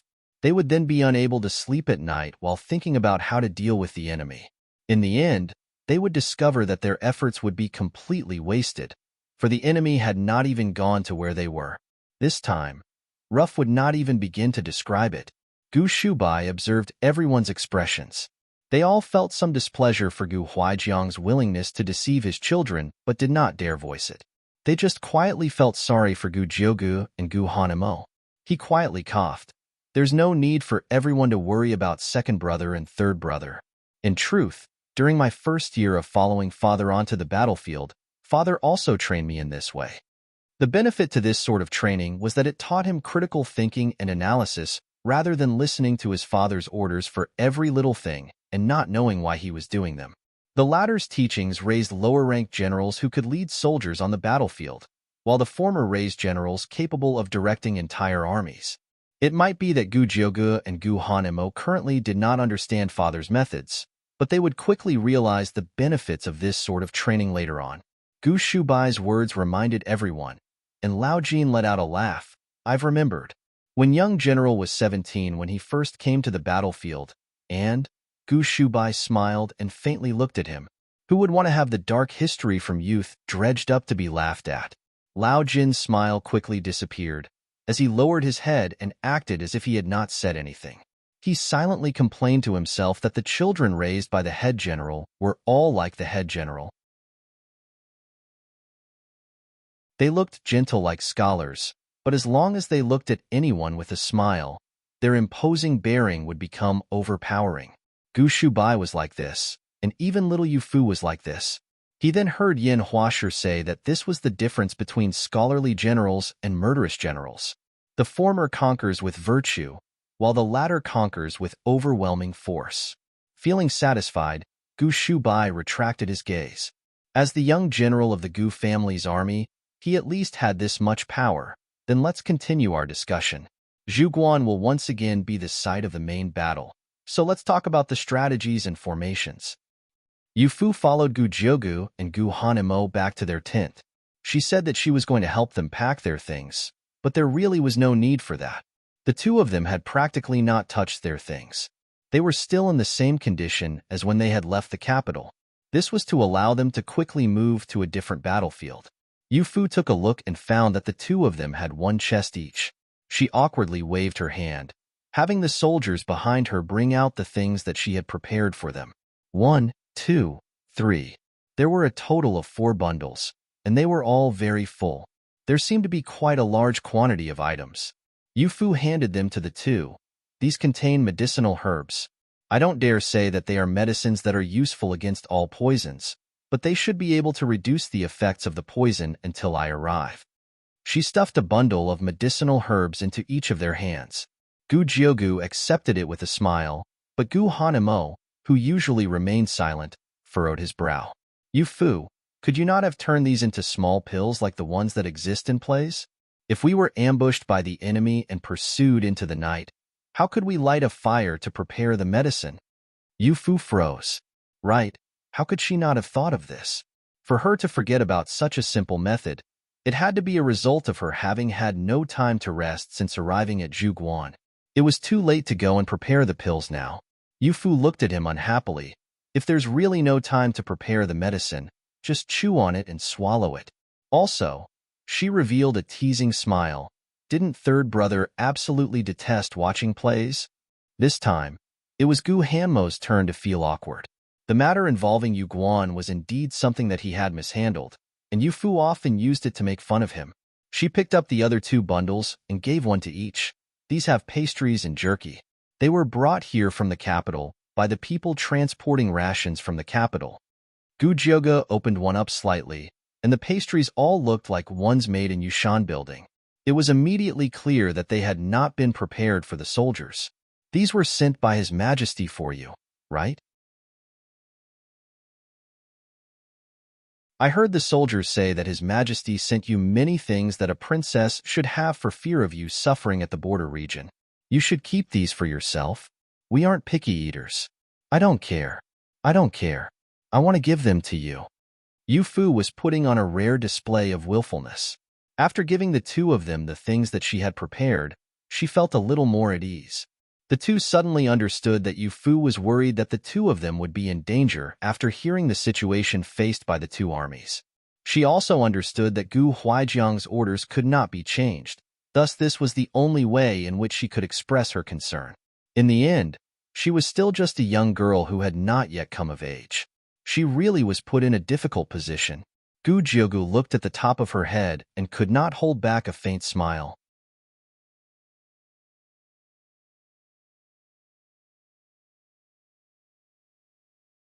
Chapter 303 A Sad Beauty on a Swing, Part 2. The autumn winds blew, and the days in linen grew colder and colder. Since ancient times, the arrival of autumn has been sad and lonesome. For the women of nobility, this was especially true, as the girls of the Prime Minister's manor wore worried expressions. A girl in white clothes sat on a swing set, her body swaying and sleeves fluttering in the wind. She had a gauze the same color as her clothes wrapped around her head. Just looking at a glance, one might think that she was in mourning, but upon closer inspection, it was a gauze that dressed a wound. In Ji-Yao raised her hand and felt the cloth on her forehead. The wound had already healed. This gauze wrap did not cover a wound. Instead, it covered a folk remedy to get rid of scars that Pear had found. It was a herbal medicine with no name. After it was ground to a paste, it was administered on the scar, then secured with the cloth. Pear said that this would be able to get rid of the scar on her forehead. In Shua was unwilling to bring an imperial physician in to write a prescription for her, thus she could only try to treat it with any medicine that she could find. She did not ask that the medicine completely get rid of the scar, but she hoped that it would at least be less conspicuous. The swing creaked and started to sway more. In a daze, she looked up. It's getting windy. Pear came out from inside the room with a cloak in hand and draped it over her shoulders. Young miss, how about you come inside and stop sitting on the swing? Just listen to the creaking sound. How frightening is that? Just listening to it made her skin crawl. She was afraid that if Yin Jiyao continued to sit on the swing, she might suddenly fall. What would she do then? Her gaze landed on Yin Jiyao's forehead. The previous wound only just healed, and the scar has not yet disappeared. If anything were to happen to young Miss, what sort of explanation should Pear give to the previous master, who has returned to being a commoner? Pear only brought up Yin Yan and did not bring up Yin Shua. She also knew that Yin Shua did not care whether she lived or died. Yin Jiyao faintly smiled. Don't worry. I won't swing very high. Even if I fall, it will just be a short fall. It will be fine. Pear knew that she liked swinging on the swing, thus she said, Then this servant will go and have the steward bring someone in to fix it. This swing has been through lightning, thunder, and heavy rains. The inside will have corroded quite a bit. Young miss, let's get it fixed up first. After saying this, she turned around to leave, but Yin Jiyao grabbed her arm. Why bother attracting more attention? You already know who is in charge of the manor. Eldest brother does not like me, so who else would care whether I lived or died? Even if you went, you would just be met with ridicule. It's pointless. Tapping her toes on the ground, she quickly steadied the swing, then slowly stood up. Forget it. Let's go inside. Remove the gauze from my head. I want to see how the scar is healing. She had already been using this medicine for 7 or 8 days, with Pear applying it every day. Surely, there should already be some results. Pear supported her as she walked into the room. Yes, this will also be the perfect time to reapply the medicine. When this servant went out to buy this medicine, the one selling it told this servant that the scar would definitely disappear without a trace after half a month. Yin Jiyao's expression immediately improved. It will disappear without a trace after half a month. Checking on it now, it will have at least partially disappeared, right? A swing inside the courtyard. A pedestrian passes by outside. Laughter fills the courtyard. The daughters of aristocrats had many idle hours during the day, and they liked swinging on swings to deal with the boredom. The eastern courtyard also had such a swing, and it was a little taller and larger than the one in Yin Jiyao's courtyard. When it swung, there was no creaking sound. The beauty on this swing also wore a worried expression. 3 months had passed since the wedding, but Princess Danyang and Yin Shua still slept in separate rooms. The grannies and palace maids that had accompanied her out were all extremely anxious. Princess Danyang did not say it, but she was also very worried. She just swung back and forth while feeling completely lost. It was clear that she was the one who looked down on Yin Shua for losing his influence. It was clear that she loved Gu Shubai and did not want to marry Yin Shua. So why now? Was it that Yin Shua was the one who did not want to get close to her? She looked down at herself. Her skin was a pale white, and her hands were neither thin nor fat. Her body had curves in all the right places, as she was both beautiful and sturdy. Reaching up to her cheeks, her plump face was also beautiful and full of grace. It was a different type of beauty from Yufu's breathtakingly beautiful face, but her beauty could not be denied. No matter how hard she thought, she just could not understand why Yin Shua would not want to touch her.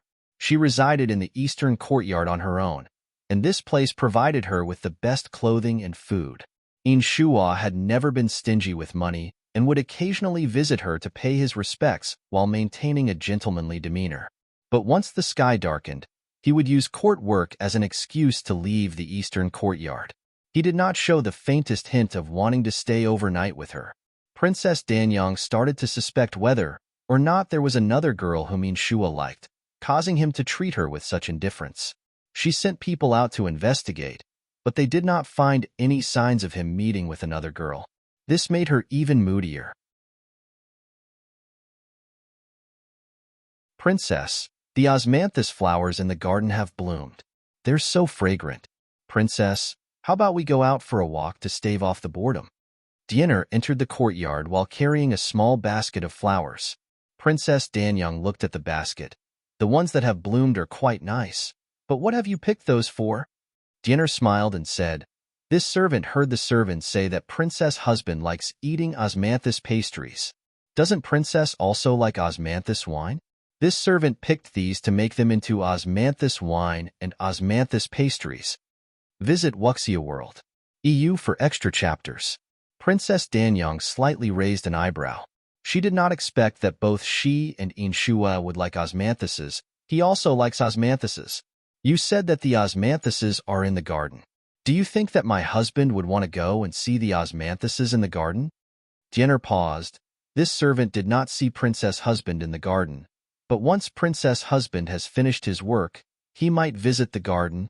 Princess Danyang immediately hopped off the swing with a look of joy on her face. Come, quickly help this princess get changed.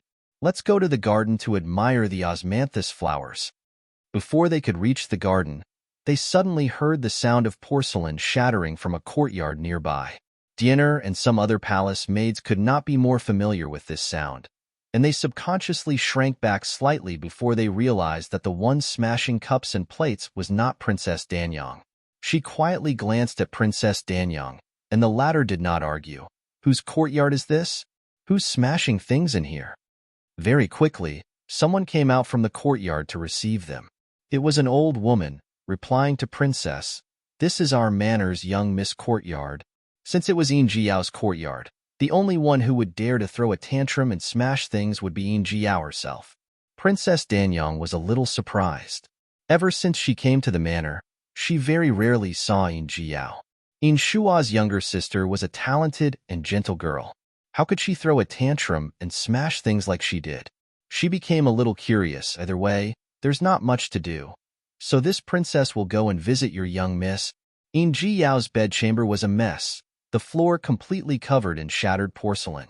There was just one maidservant kneeling in the room, her thin shoulders slightly trembling. Yin Jiao had her back to the door, as she sat in front of the dresser. With her white clothes and hair loose, she looked a bit like a ghoul. Despite hearing footsteps at the door, she did not turn around. Princess Danyang furrowed her brow with displeasure, and Diener quickly noticed. "Young Miss Yin, our princess came to visit you." Yin Jiao still did not respond. Just as Diener was about to scold her, Princess Danyang stopped her and walked toward the dresser. "Jiao, what happened? Can you not tell sister-in-law?" While she spoke, she approached Yin Jiao. When she was 5 paces away from the dresser, she suddenly stopped. From this angle, she could clearly see Yin Jiao's reflection in the bronze mirror. Her beautiful and thin face fit the typical model of a gentle beauty. She was the opposite of Princess Danyang's style of beauty, but it was graceful and not showy. It was just that there was a particularly conspicuous black scar on her forehead. It was as if a young child had drawn on her forehead with ink. Naturally, Princess Danyang knew that there were no young children in the Prime Minister's manor. There also would not be any young children who would dare to draw on the face of an eldest young miss from a prominent family. "You, how did your injury end up like this?" Princess Danyang covered her mouth in shock as she looked at Yin Jiao in the bronze mirror. "When I saw you last time, your wound was not this serious. It's already been 3 months. How could it deteriorate to such a degree?" When the palace maids heard her voice, they came in to support her.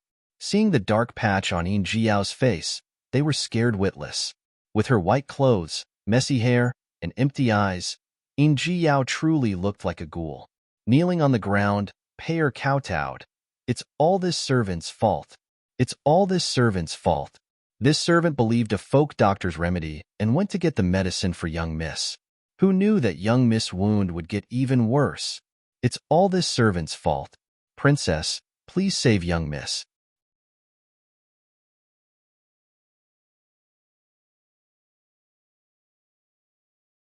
Chapter 304 Fragrance of Osmanthus, Part 3.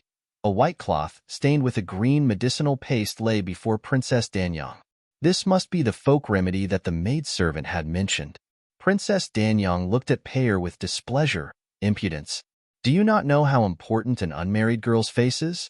Rather than obediently following an imperial physician's prescription, why did you search for a folk remedy? If your young miss face never recovers, how many lives would it take to pay that back?" Payer kowtowed while crying, and she continued kowtowing until her forehead started bleeding. "Princess, please understand.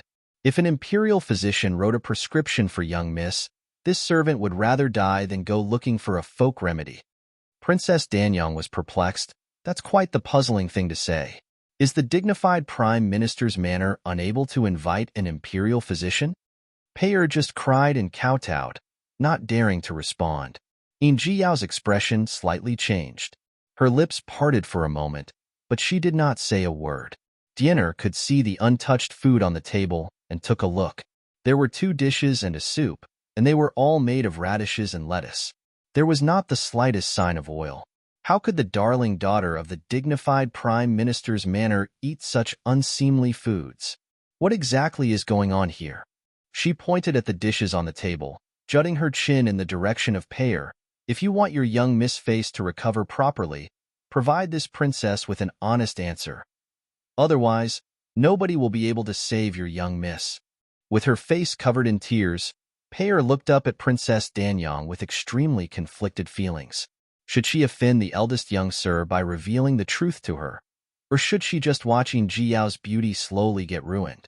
Jiyao's beauty getting ruined was also partially a result of her mistake in believing a folk remedy. She kowtowed 3 more times. Princess, please save our young miss.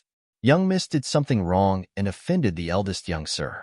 In his anger, the eldest young sir refused to invite an imperial physician in to treat the young miss.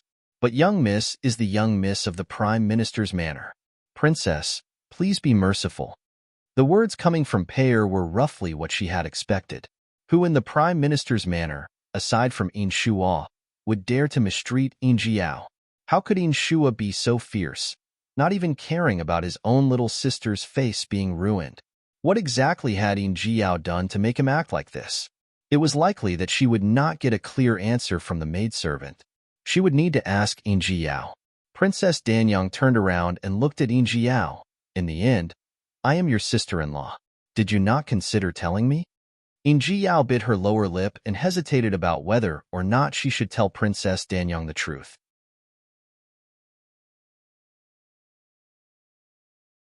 This matter did not just concern Shua's interests.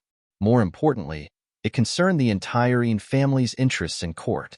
It might not be proper to tell Princess Danyang, but Princess Danyang was the only one who could help her and invite an imperial physician to treat her scar. She might be the only one who could help her face heal. She could not allow her face to become ruined. Gu Jiugu would not like a girl whose face was ruined. Jiao said, if I tell you the truth, you will invite an imperial physician to treat me. Is that right? Princess Danyang nodded. You can now be considered my little sister. If your face is ruined, my face will also lose its luster. Isn't that right? She took a deep breath. All right, then I will tell you, eldest sister-in-law. Princess Danyang left Jiao's courtyard and gave dinner an order. Immediately take care of my orders. Go into the palace and invite the imperial physician who is specialized in getting rid of scars. I'll be going to the outer study. There's no need for you to accompany me. Diener said, this servant will go and give the order. Does Princess not want anyone to accompany you? How about we have Yuner and the others go to the outer study with Princess? No need. Princess Danyang thought back to what Jiao just said. This is a big matter, so it would not be good for there to be too many people to come with me. You go ahead. I will go look for my husband on my own. She had gained such useful information on Shua. She absolutely had to make good use of it. It would be best if she could take advantage of this opportunity to attract Shua's attention over to her in order to live the normal life a married woman should live. Princess Danyang went to the outer study on her own, but the servant standing guard outside stopped her. Princess, did Princess come to see the eldest young sir? Princess Danyang said, that's right. Doesn't he spend all day in the outer study? The servant respectfully said, indeed, the eldest young sir usually spends his days in the outer study, but he just went out. He said that he was going to take a walk in the garden. Princess Danyang started walking into the outer study and said, then I'll wait for him inside the study. Princess, you absolutely must not. In this manner, without permission from the eldest young sir, nobody is allowed in. The servant looked respectful, but he moved to block her path without any hesitation.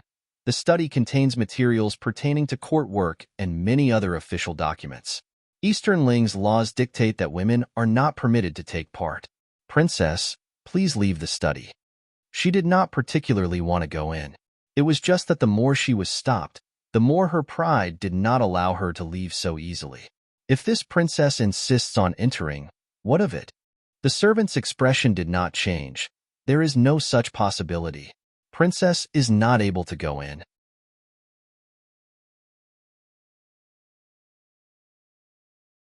He lifted his head and looked around the area surrounding the outer study. If anyone dares to barge into the study, they will be detained by the guards hidden all around. Even if the eldest young sir is punished by his majesty over this, he would not go against the manor's rules. This was said in an even tone, and it was actually able to scare Princess Danyang. She gave the servant a fierce stare. "Speak. Where is my husband?" "The eldest young sir has gone for a walk in the garden." "Does Princess need this servant to bring you there?" "No need. Visit Wuxia World. EU for extra chapters." Princess Danyang was furious. Flicking her broad sleeves, she left the courtyard. She muttered to herself, "Worthless dog parading yourself around like a human. Not even your master dares to be so impudent in front of me. Just you wait. When this princess truly becomes the female master of the Prime Minister's manor, I'll have you flayed." Filled with anger, Princess Danyang walked over to the garden. Not even the osmanthus flowers that she loved most could lift her mood. She kicked a pebble near her foot. It bounced off of the toe of her cloth shoe, then rolled forward. It was as if she had kicked the head off of the servant from earlier, and she felt quite a bit better. When she raised her head, she saw a handsome young man standing beneath an osmanthus tree. He had a warm bearing, and there was a faint smile on his lips. He was looking up at the flower petals that were being blown from the tree. The sweet fragrance filled the air. The man reached out, and a golden petal landed in his palm. He then carefully stored it inside his sleeve. The scene before Princess Danyang's eyes was as beautiful as a painting, and it left her feeling a little dazed. She always knew that Yin Shuo was handsome, as he was the second most handsome bachelor in the capital behind Gu Shubai, but she previously only had eyes for Gu Shubai. She had never even taken notice of Yin Shuo's handsome features. Looking at this scene, regardless of whether it was looks or bearing, he was not much worse than Gu Shubai. Yin Shuo stood beneath the osmanthus tree. Osmanthus flowers were very sweet flowers, as they could be made into pastries or sweet wine. Originally, he did not like sweet things, but for some reason, he started liking osmanthus flowers. He breathed in the sweet air around him, and the pent-up worries quickly dissipated as his lungs filled with the fragrant air. Suddenly, he saw someone standing next to the rockery nearby. It was Princess Danyang. In an instant, Princess Danyang saw the joy in his eyes disappear. The smile on his lips also disappeared. He completely returned to his usual aloof state. He walked over to her, and a faint smile returned to his lips. However, it was completely different from the one that he had while beneath the tree. As for what was different, Princess Danyang herself could not say for certain. She just felt very disappointed. She really wanted to keep the earlier Yin Shuo, the Yin Shuo who was smiling gently and who carefully stored an osmanthus flower. She did not want the one in front of her now, where the smile did not reach his eyes. This subject did not know that Princess came and failed to welcome you. "Princess, please do not get angry." Princess Danyang suddenly became irritated. "Does husband need to treat me so distantly?" Yin Shuo was a little surprised and let out a strange laugh. "Has Princess forgotten what you said to me during the spring banquet? Princess would not marry someone as lacking as this subject. Even if we were to get married, Princess would never treat me well and would have this subject to die young." Princess Danyang's expression changed. She never thought that he would be so petty as to remember every word of what she had said. It was no wonder he stayed a respectful distance from her. It turned out that this was the reason. But this was fine. She had her own methods to have him change his mind. Back then, this princess did not understand husband and misspoke. Does husband insist on quibbling over that with this princess? Yin Shuo cupped his hands. This subject does not dare. He said that he did not dare, not that he would not. Princess Danyang sneered to herself. She slowly walked behind Yin Shuo and reached out for a fallen petal on his shoulder. Feigning carelessness, she said, "I just came from Jiyao's courtyard and heard something absolutely horrible." I heard that husband, for the sake of disrupting the formation of the cabinet, actually had his own little sister go and be a honey trap. If Father Emperor was to find out about this, I wonder what sort of reaction Father Emperor would have. Her hand slowly moved down from his shoulder as Inshua's back tightened up and his lips became pursed.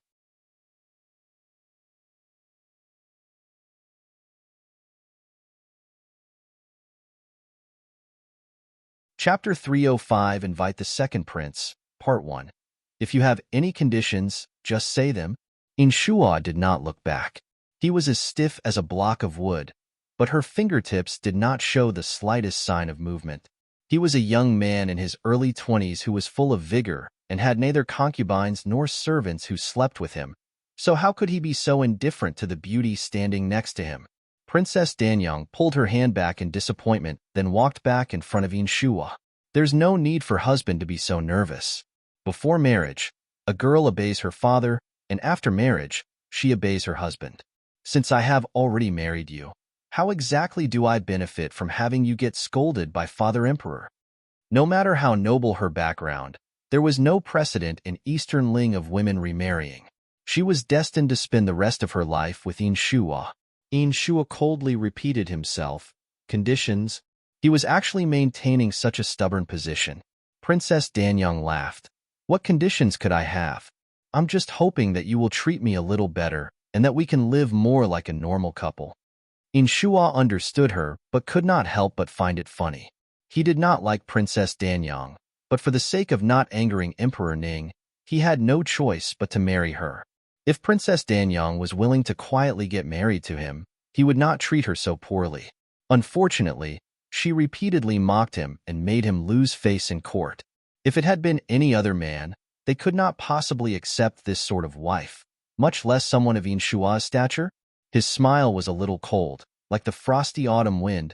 Princess has a noble status, while this subject is busy with official work. That has determined that we cannot possibly have a normal married life. If Princess is dissatisfied with this subject, please have His Majesty allow us to get divorced. Divorced? Princess Danyang angrily said. This princess has been married to you for less than half a year. Yet you are already thinking of getting a divorce? Could it be that you've forgotten what you said to Father Emperor on the day of our wedding? Inshua's expression became as cold as ice.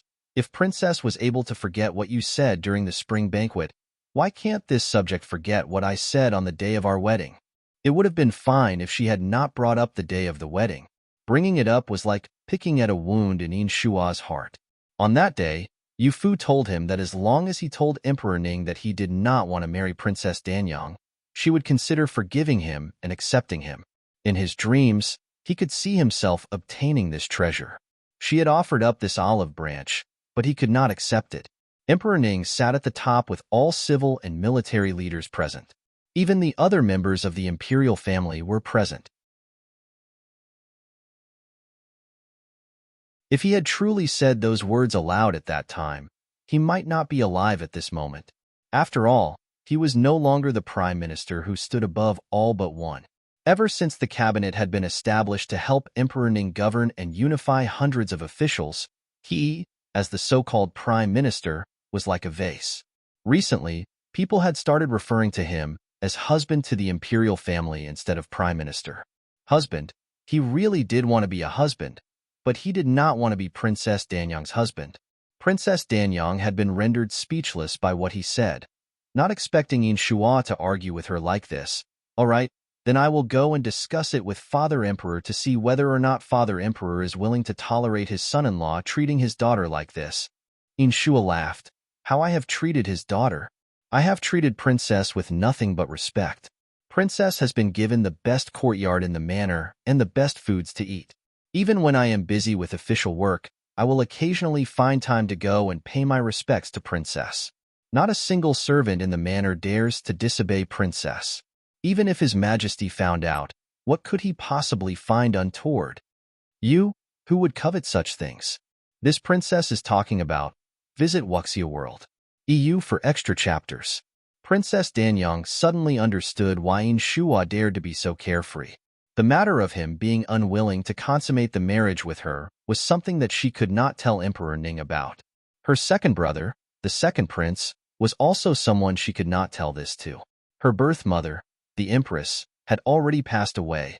So was she to tell imperial consort Xian? That was absolutely impossible. Could it be that she would really need to expose Yin Shua's plan to dismantle the cabinet? She felt a little hesitant, but Yin Shua immediately saw through her. If Princess wishes to tell His Majesty, just go ahead. Either way, the Prime Minister's manor has already lost its power. At worst, it will be completely eradicated. So what is there to fear? After saying this, he cupped his hands and left without looking back. Behind him, the autumn wind blew golden osmanthus leaves to the ground, where they were crushed underfoot into the mud. Princess Danyang shrank back and suddenly noticed the cold autumn wind. She subconsciously then started walking back toward the eastern courtyard. Diener and the others were already back at the courtyard and waiting for her return. Seeing Princess Danyang return in a daze, she hastily stepped forward to receive her. Princess, you've returned? Princess didn't allow anyone to accompany you, and we servants could only wait for you here in the courtyard. Why are your hands so cold? Diener was shocked and hastily received a cloak from a palace maid, wrapping it around Princess Danyang's body. Has the imperial physician arrived?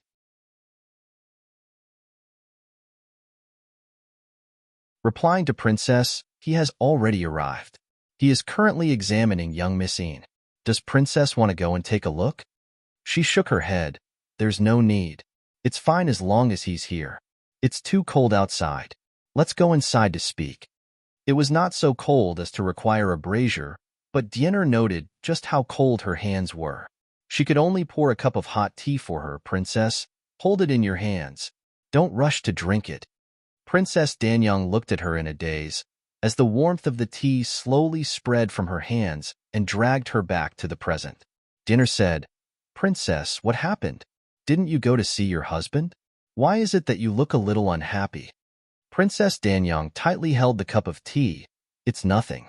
Go to the second prince's manor for me, and tell second brother to have him come and see me in the Prime Minister's manor when he has a chance.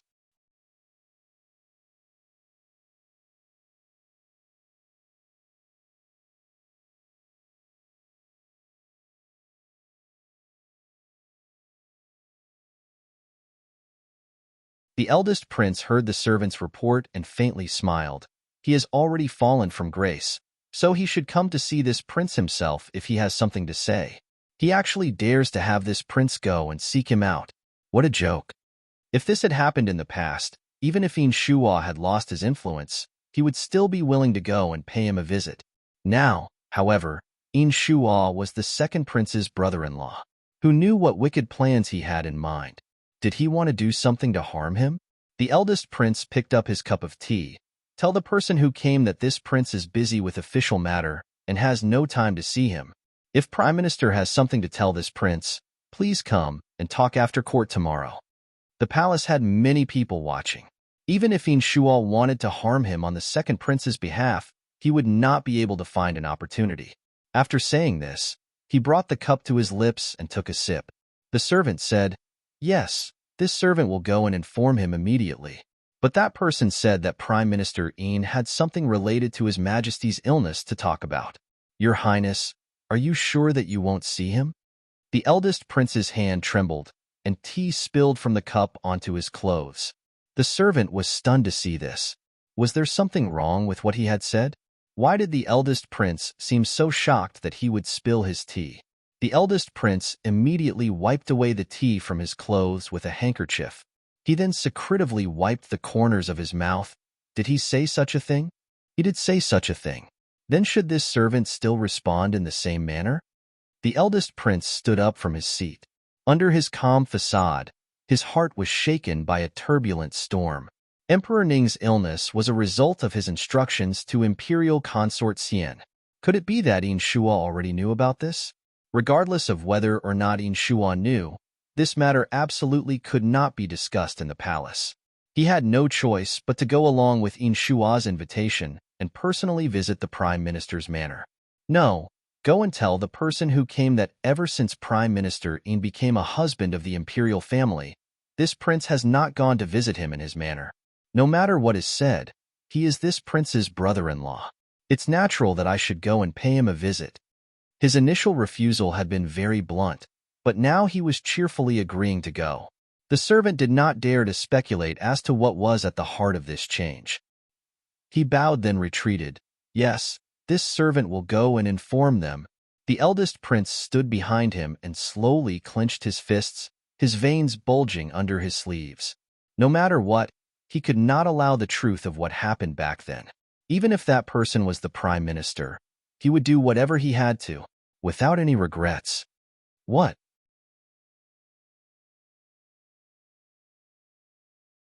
You said that Danyang wants me to go to the prime minister's manor? In the second prince's manor, Diener personally visited the second prince and responded, "Yes, princess did indeed say this." It fell silent, and Diener raised her head to sneak a peek. She found the second prince sitting at the head of the hall with a look of annoyance on his face. It seemed that he did not want to go, but it also looked as if he was thinking about something. From his peripheral vision, he could see Diener observing his expression. Dryly coughing a couple of times, he sat up straighter. Diener was Danyang's confidant. If he revealed a look of displeasure in front of Diener, and Diener told Danyang, it would be bad if their sibling relationship collapsed. Visit Wuxia World. EU for extra chapters. The second prince said, "Didn't I tell Danyang last time? Inshua's current position in court is quite awkward. Though he is my brother-in-law, I need to stay out of trouble. The cabinet has just been established, so if I frequently visit the prime minister's manor, others might think that I am dissatisfied with Father Emperor's arrangements." Diener quickly pleaded her innocence. "Your Highness, please show mercy.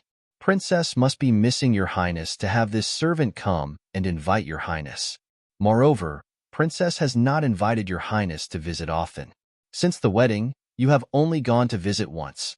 Before Inshua had lost His Majesty's favor, the second prince was exceedingly satisfied with this brother-in-law and would often visit the prime minister's manor. How could he become annoyed now that his little sister was asking him to visit just once in a while? Thinking of this, Diener lowered her head even further. The second prince thought about it and found that this was indeed the case, and his expression improved significantly. How is life for Danyang in the prime minister's manor? Inshua hasn't made her suffer, has he? He was just mindlessly asking. When a princess of the imperial family got married to a subject, which family would not treat her with the utmost respect? Inshua was also someone who had lost influence, so he would be even more unlikely to dare to mistreat Princess Danyang. Sure enough, Diener said, the prime minister's manor handles everything flawlessly. The servants are also very obedient, and there are no problems with the food or clothing. As long as Princess wants it, her husband will get it for her. There are also no elders in the manor to pay respects to. There's just a young miss who very rarely goes out, so our princess has a very relaxed life. But there is. What is there? Diener bit her lower lip and contemplated whether nor not to tell the second prince that the second prince and the princess still had not consummated their marriage. The second prince might be able to provide the princess with some fairness. But no matter how closely related the second prince was, he was still a man.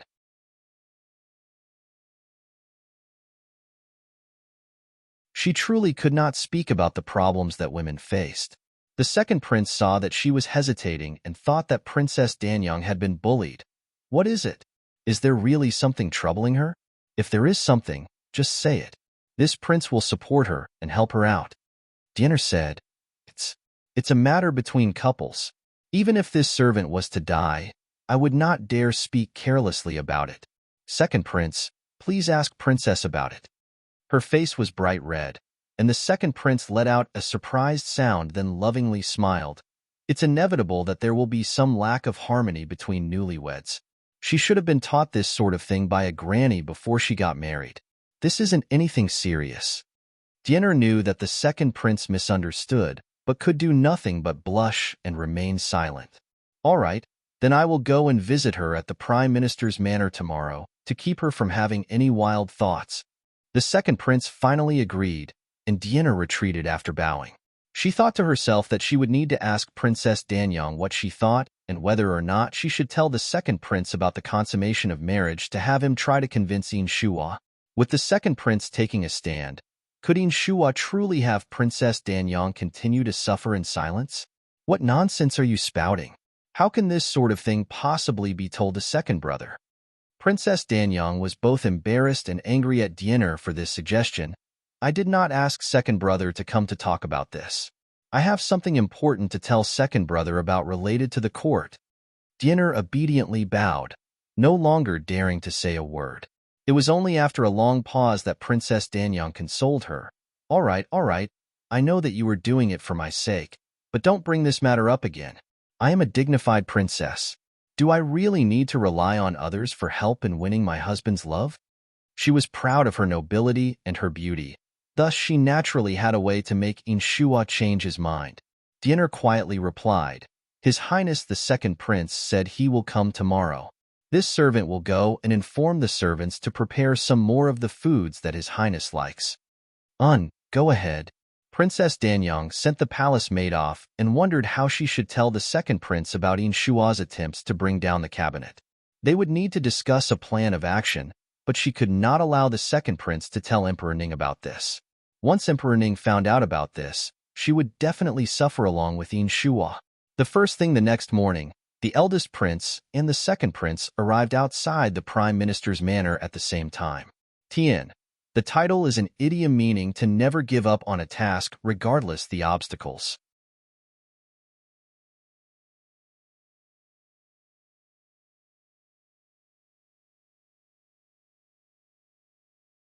Chapter 307 The Dragon's Loyal Subject, Part 3. With the creation of the cabinet, both the eldest prince and the second prince wanted to have a say in its formation. Unfortunately, Emperor Ning was very guarded and secretive of his selections, and none of the officials chosen were ordinary subjects. They were left with no way to interfere. It was only then that the two understood that Emperor Ning moving away from a prime minister in favor of establishing a cabinet was not just a result of his loss of faith in Inshua. More importantly, he was defending himself against his two sons. The two met outside the prime minister's manor, and it was as if they had come across their bitter rival. Oh, why has eldest brother also come? The second prince acted as if he was part of the family. What a coincidence. Have you also come to see Danyang? The eldest prince glanced at him and faintly smiled. I came to see our imperial sister and our brother-in-law. What does second brother intend to say? He was reminding the second prince that Princess Danyang was also his younger sister, and Inshua was also his brother-in-law. The second prince smiled. Naturally, I don't, but I will be going to see Danyang first. She is a newlywed and has just arrived at the prime minister's manor. There are many things that are inconvenient for her. As siblings born from the same mother, it's natural that there would be things that she can only tell me. The eldest prince sneered. Then you go and visit Danyang. I'll go and have a chat with Prime Minister Yin. After saying this, he walked off. The second prince was left behind, unable to understand what was going through his head.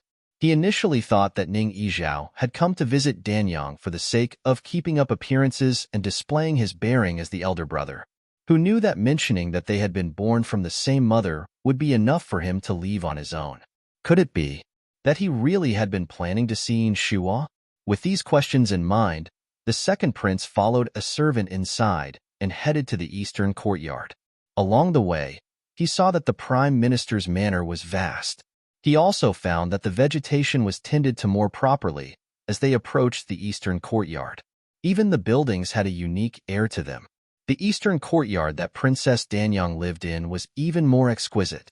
Although it was not as magnificent as the imperial palace, it was still quite refined. The second prince could not help but praise it. This place is far better than my second prince's manor. The Yin family truly has been here for many generations, as everything in the manor seems to have some history. Danyang, what could you possibly be dissatisfied with? Princess Danyang ordered for the palace maids to bring out the tea and snacks, then had everyone dismissed to stand guard outside. Second brother, I asked you to come to discuss an official matter.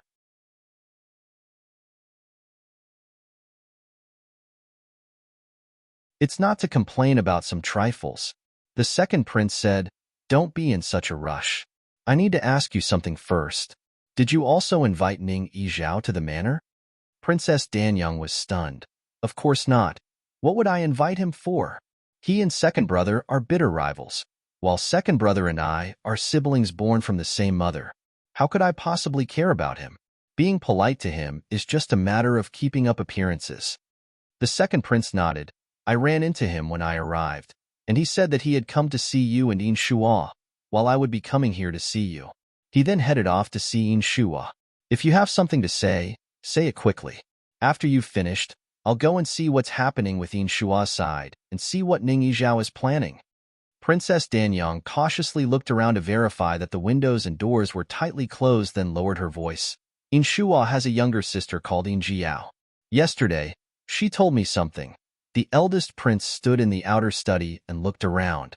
Other families' studies tended to be large and bright, while the Prime Minister's manor study was particularly different. It was dim and gloomy.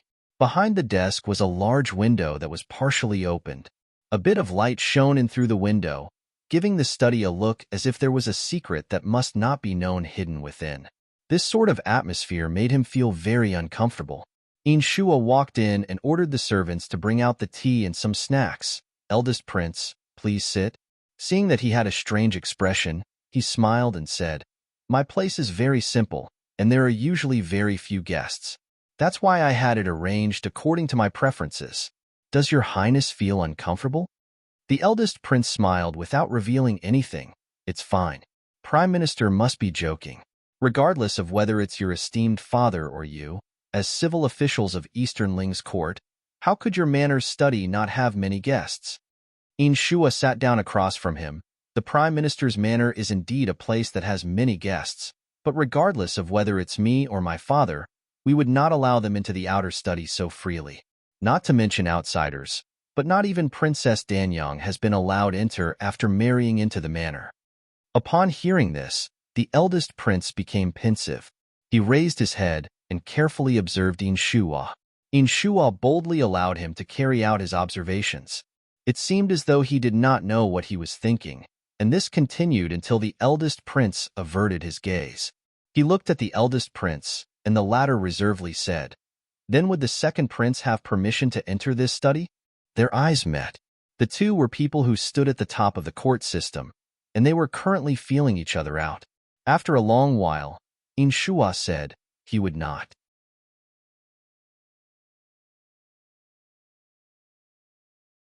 A faint look of joy appeared in the eldest prince's eyes, but it quickly vanished. Danyang and the second prince are born of the same mother.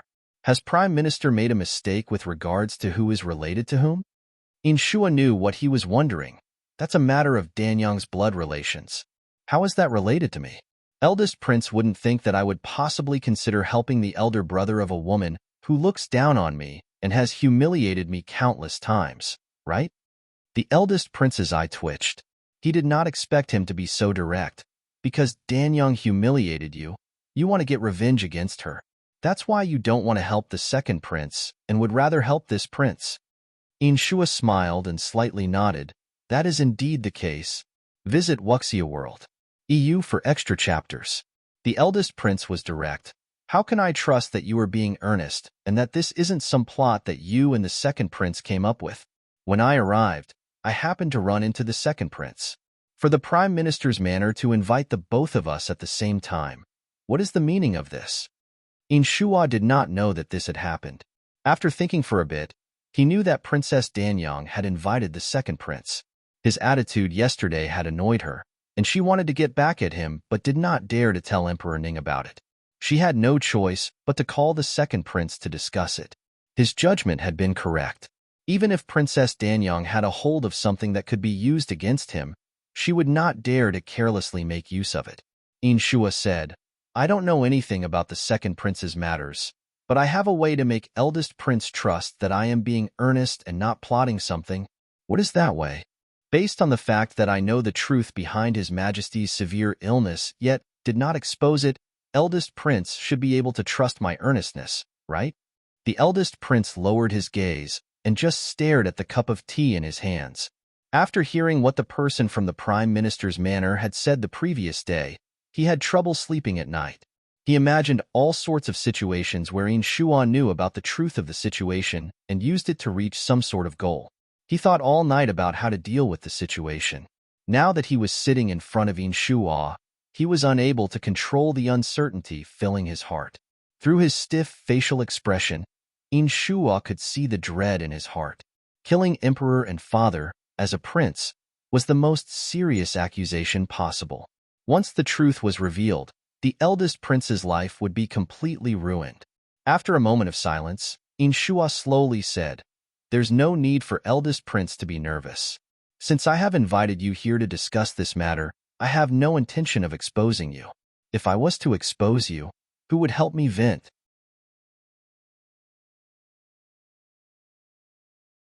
The eldest prince kept his head down for a long time before he slowly looked up at Inshua. The corners of his mouth twitched. "Prime Minister does not seem like the type of person to do this sort of thing. You would rather choose me over the second prince, someone who is closer to you by marriage, for the sake of getting back at some girl? Who could possibly believe such a thing?" His argument had some logic behind it. If Prime Minister is such a rash person, should you not have refused the engagement when Father Emperor offered it? That he did not refuse it back then made it clear that there was a problem. Inshua said, "Of course, it's not just to get back at some girl. However, there is also no need to consider the relations obtained through marrying her. Thus there is no need for me to choose to support the second prince. I, Inshua, am a talented and intelligent person, and I am clearly one of His Majesty's loyal subjects, so why would I have to rely on the girl who insists on trampling me underfoot?" His Majesty's loyal subject. The eldest prince's entire body trembled and was only able to respond after a long pause, "Good, good. Prime Minister has grand ambitions. This prince admires it. What this subject wants is not your admiration, but your acceptance. As long as Your Highness the eldest prince is willing to accept me, I have plenty of ways to help you ascend the throne." The eldest prince said, "You're helping me, so what benefits do you hope to gain?" Inshua straightened up his back and earnestly said, "With the covenant established today, you and I will have a ruler-subject relationship. Your Highness is fair in rewarding subjects and punishing them, and you are more casual than the second prince, who flaunts his status as the child born of the Empress. I trust that after Your Highness ascends, you definitely will not forget about the subjects who have helped you along the way." The eldest prince thought for a moment. "Very well, once it has happened, I will tear down the cabinet that Father Emperor has established and return the rights to the Prime Minister. Are you satisfied with this promise? There have been plenty of cases where a previous system has been discarded when a new emperor ascends the throne. It would not be considered rare." Inshua smiled with satisfaction. "Aside from this, I have another condition. As long as Your Highness agrees, you will quickly be able to obtain what you desire."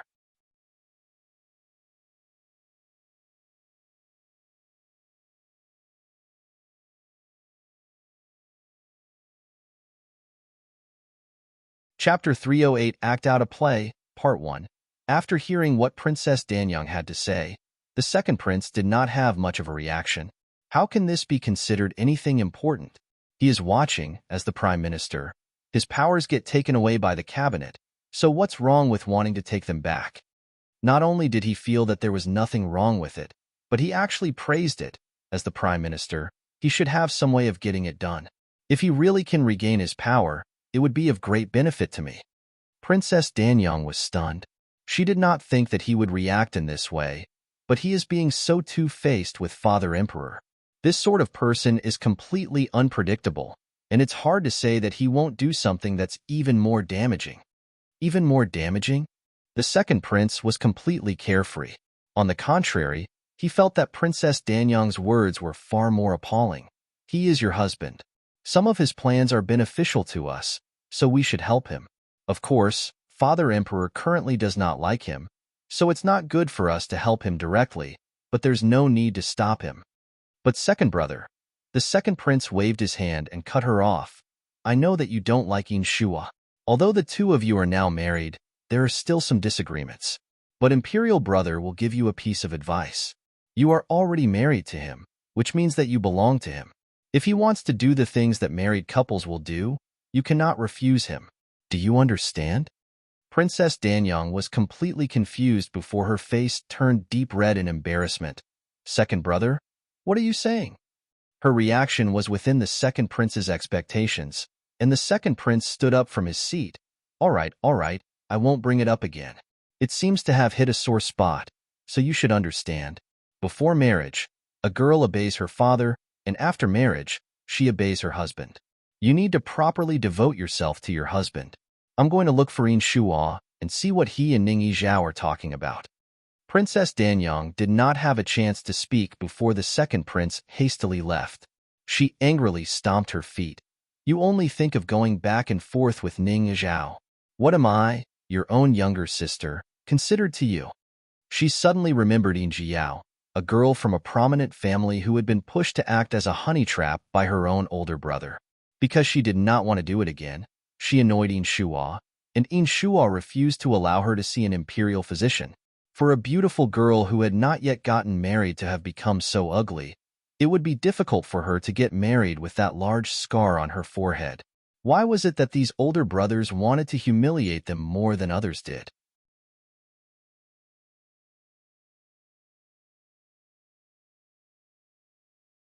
With the two sharing similar experiences, Princess Danyang empathized greatly with Yin Jiao. Diener, have you sent anyone to check up on young Miss Yin? What did the imperial physician say? Diener entered the room and revealed a look of regret upon hearing this question. The imperial physician said that young Miss Yin's injury cannot be treated. Originally, if it was allowed to heal naturally, the scar would have been lighter. It's all the fault of that maidservant called Payer for searching for some folk remedy. The imperial physician said that it did indeed have some medicine that could help heal the skin, and it could make older scars lighter. Using it on young Miss Yin, however, made it worse. Princess Danyang let out a sigh. A perfectly good beauty was reduced to such a state. It truly is distressing. The two of us can be considered as having a lot in common. Both of our birth mothers died when we were young, and we both ended up with elder brothers who don't care about us. How can that be considered similar? Diener immediately consoled her. Our princess is the daughter of the imperial family and was destined to be noble by birth. Regardless of whether or not Her Highness the Empress passed away, as long as His Majesty and His Highness the second prince are still alive, who would dare to bully Princess? This was also true. Princess Danyang was in a slightly better mood. Speaking of it like this, my situation is a little better than hers. All right, go and comfort her for me. Bring along some nutritious food. Also, tell the kitchen that my instructions are that they are no longer permitted to only feed her radish and white rice from now on. They are to provide her with the food that she was given before. Diener bowed. Yes, your husband surely won't go against princess wishes for something so trivial. This servant will go immediately. The second prince had someone inquire about the eldest prince's movements. Hearing that the eldest prince had gone to the outer study, he immediately headed in that direction. Upon arriving at the courtyard where the study was located, he saw a servant standing guard outside. The door to the study was shut, and it was unclear what the people inside were discussing. Seeing the second prince, everyone rushed over to salute him. This prince came to see my brother-in-law. Is he inside the study? The servants hesitated for a moment, replying to second prince, our eldest young sir is here, but the eldest prince is currently discussing something inside. Second prince, please wait here for a moment. This servant will go in and report. Go on. The second prince waved his hand and drew closer to the door. From this position, he could vaguely hear people talking inside. He could hear the sound of chess pieces being played. The two were playing chess inside. Eldest prince, it seems that you will need to concede this round again. Oh, I can't seem to beat you.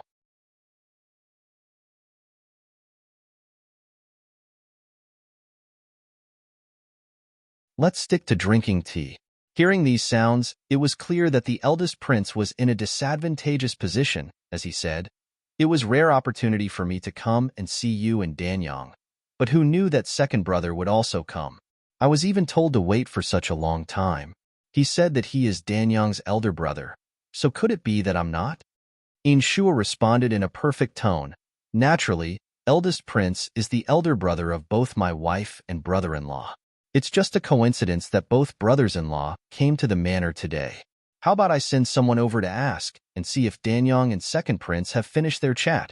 Visit Wuxia World. EU for extra chapters. There's no need. He and Danyang were born from the same mother. It's natural that they would have many things to talk about. I want to remind you that regardless of whether or not we were born of the same mother, we are still siblings. Prime Minister must not be biased. Before Inshua could respond, the second prince pushed the door open and stepped inside with a delighted smile. What is eldest brother talking about bias for? Why is it that I can't understand? While he walked inside, he looked over at the servant standing next to the door. Because the eldest prince and Inshua had been speaking, he never had a chance to report. The second prince had run out of patience and just decided to enter on his own. The eldest prince did not think that he had heard what he had just said, and he felt that the situation was a little hard to accept. Second brother, what's the point of feigning ignorance here? Some people wish to make use of relationships gained through marriage to compete with me, but you also need to think things through. You are not the only one with a relationship to Prime Minister In through marriage. The second prince snorted with the knowledge that he had come to the Prime Minister's manor with ulterior motives. It turned out that this was what he had been thinking. He wanted to have Inshua think of them equally, but how could that be possible? He sat down on his own. I must say, eldest brother is a little too rash. Weren't you very good at acting before this? What is it? Now that Father Emperor has stopped seeing you, you've become this anxious? If you're that anxious, you should be seeking out the heads of the cabinet. Don't you feel that coming to Prime Minister In now is a little too late? The eldest prince argued back. If the members of the cabinet were willing to give second brother face, why has second brother still not taken them in? The two went back and forth, neither willing to give up an inch. The eldest prince finally stood up and flicked his sleeves. Prime Minister In, the Eastern Palace has not yet been established, so it's extremely difficult to say what the future holds. You absolutely must not be rash in deciding which side to stand on.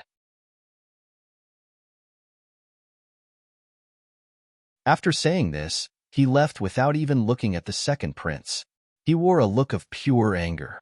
After he left, the second prince burst out laughing. Inshua smiled thinly. Why has second prince come over? The second prince said, if I didn't come, would I not have missed out on such a fun play? That Ning Yizhao is truly helpless, actually rushing to the Prime Minister's manor to try and dig up my cornerstone. Does he really think of himself as Danyang's brother? Before this, I have never seen him suffer such a setback. Today is truly a day to rejoice. Inshua brought him a new cup of tea. His Majesty has established the cabinet and taken away my authority. He has also warned your highnesses. The eldest prince could not deal with his rashness, which is also quite normal. With this being brought up, the second prince looked at him properly. Father Emperor took away your authority, so you should make some plans for yourself. But you also need to be careful and not allow anyone to get a hold of something that they can use against you. I heard Danyang say that the injury to sister-in-law's face can no longer be healed. Inshua had not cared about In Jiyao's affairs for a long time. He could not be bothered to concern himself with people who were of no use to him. He just quietly replied, if it can't be healed, it can't be healed. It's just a girl. It's not important. The second prince's heart shook. He did not think that Inshua would verbalize such a thing. It was exactly what he had been thinking, you're right. A single girl is unimportant to our grand plans. If I ascend the throne, is there any worry that sister-in-law will be unable to get married? Inshua cupped his hands and smiled. The smile was sarcastic, but the second prince did not see it. Then I will be relying on your highness. Inshua will definitely go to any lengths to help your highness ascend the throne. The second prince patted him on the shoulder and laughed. Good. You and I are the ones who are truly related through marriage. Of all the officials in court, you are the only one I can trust. At this time, the eldest prince had already left the Prime Minister's manor. Before stepping into his carriage, he glanced at the second prince's carriage. With a contemptuous smile, he turned and climbed into his carriage.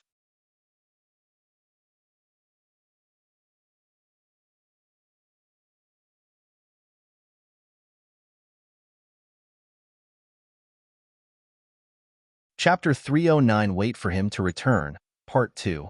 At the decisive battle at Zhuguan was imminent. The Gu family's army was calmly waiting for the enemy to arrive. Gu Jiuge and Gu Hanemo, who were stationed in Weizhou and Changchuan, were also waiting. They were waiting for their moment to fight to the death. They had to lead the defenses of their respective cities against the enemy. The suffering that they had to endure on their own during the past few days was even harder to bear than waiting for a blade that was already resting on their necks. Yet they could not allow themselves to show it in front of their subordinates. They needed to maintain a calm disposition in front of the troops to steady their hearts and pretend that they had some way of keeping Western Kuan's army outside their gates. Even if they could not win, they would at least be able to stall until reinforcements arrived. Normally, Gu Hanemo would train with his sword every day. After arriving in Changchuan, he was no longer in the mood to train. He spent his days engaged in a staring contest with the troop deployment map in the main tent. The problem was that the map did not have eyes, while he did, and his eyes quickly turned bloodshot. In just a few short days, he reflected on all of the military tactics that Gu Huaijiang and Gu Shubai had taught him. He considered which battle formations would be best suited for the upcoming battle. Kuan Wushang did not keep them waiting too long, and the day of the battle finally came. Gu Shubai got up early in the morning and took a deep breath of the fresh air outside his tent. The autumn wind had a desolate and sandy smell that was unlike the air in the capital. The autumn wind in the capital was milder and more humid, and it carried the faint fragrance of osmanthus flowers. This place just smelled dry and sandy. The fallen leaves were picked up by the wind and would occasionally hit people in the face, causing a bit of stinging pain. He had a feeling that Kuan Wushang would commence his attack today. Yu Fu hugged her treasured chest. The chest that she was holding was a little large, and it blocked her vision of her feet. She tripped over a small stone and nearly fell over. Fortunately, someone grabbed her arm, and that person was Gu Shubai. Where has Yaolong gone? Why is she not carrying the chest for you?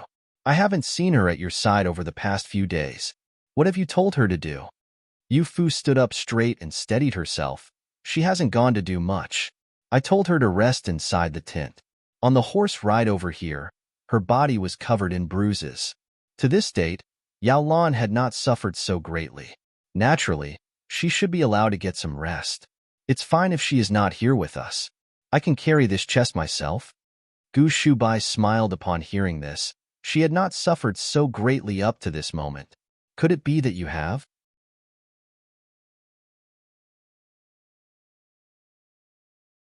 Yu Fu was clearly the young miss, while Yao Lan was the maidservant, thus Yu Fu would be infinitely nobler. However, she took care of things herself to allow Yao Lan to rest. Yu Fu tilted her head and thought for a bit. It can't be considered suffering, but when second brother and I went to Changzhou last winter, we also rode day and night without resting through the snow. I would have more experience than her, right? Saying this, she patted her treasured chest. Eldest brother, I happen to have something to discuss with you. Let's go and discuss it inside the tent. The sentry stationed outside the tent brought them breakfast. It was plain congee with some side dishes. Fortunately, it had the shredded meat that Yu Fu loved. The two ate breakfast while chatting.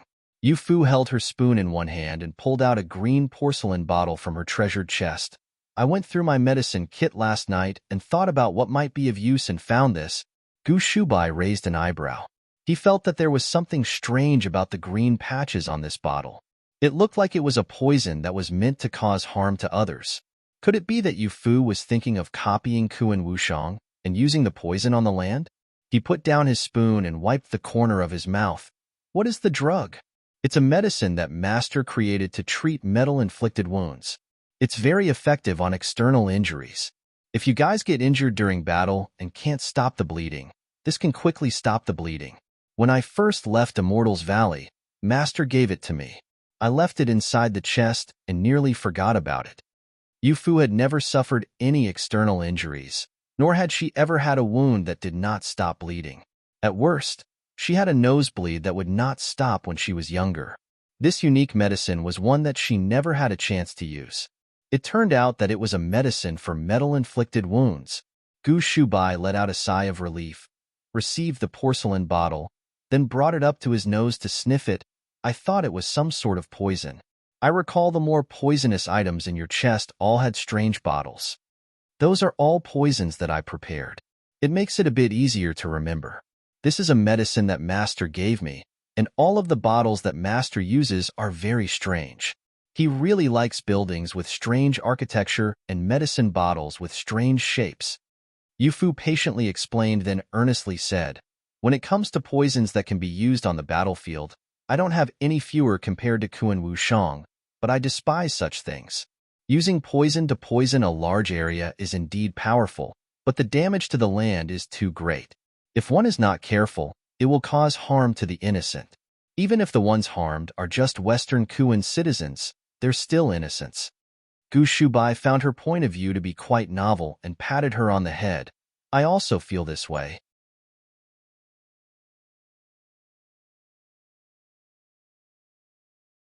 Who knew that the two of us would happen to have the same opinion? The battlefield is a place where soldiers belong. Regardless of which country's citizens we are speaking of, they should not be implicated. You are very correct. If Father heard what you said, he would definitely be very proud of you. Yu Fu obediently looked up at him, resembling a well-behaved cat laying in a person's lap. Visit Wuxia World. EU for extra chapters. She said, Head General feels this way, and Master also feels this way. He has never approved of us spreading that sort of poison on the battlefield. It is very potent, and it's very easy for innocent people to get injured. Master said that that poison was meant to be used to escape from an enemy's trap, but Kuren Wushang went against Master's teachings. He probably won't be able to return to Immortal's Valley. Yu Fu furrowed her brow. In truth, he was not like this before. Master clearly knew that the disciples from Western Kuan had their ulterior motives, but he still allowed him to study because he felt that he was not a bad person. In the past, he liked laughing and messing around in Immortal's Valley, and he always liked being around me.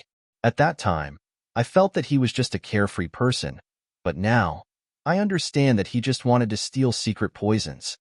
He must have stolen the formula for the poison from me. Yu Fu felt a little responsible. In the past, she had been too young and was unable to take any precautions against Kuan Wushang. As a result, he was able to steal the poison that Master had been unwilling to give him.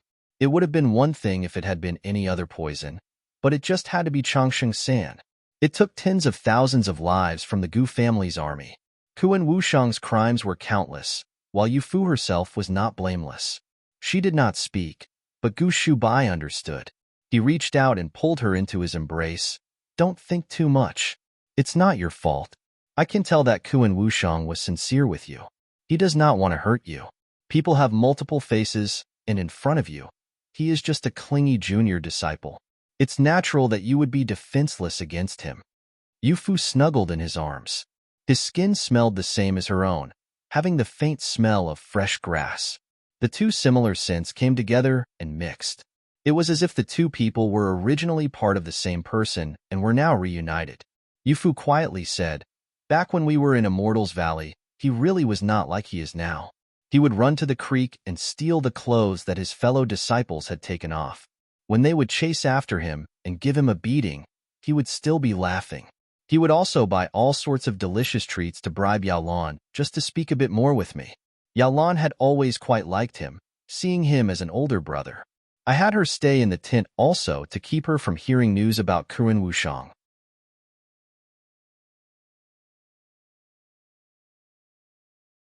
Gu Shubai nodded.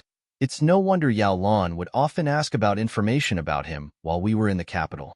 It turned out that this was something that had happened. Yu Fu, people change.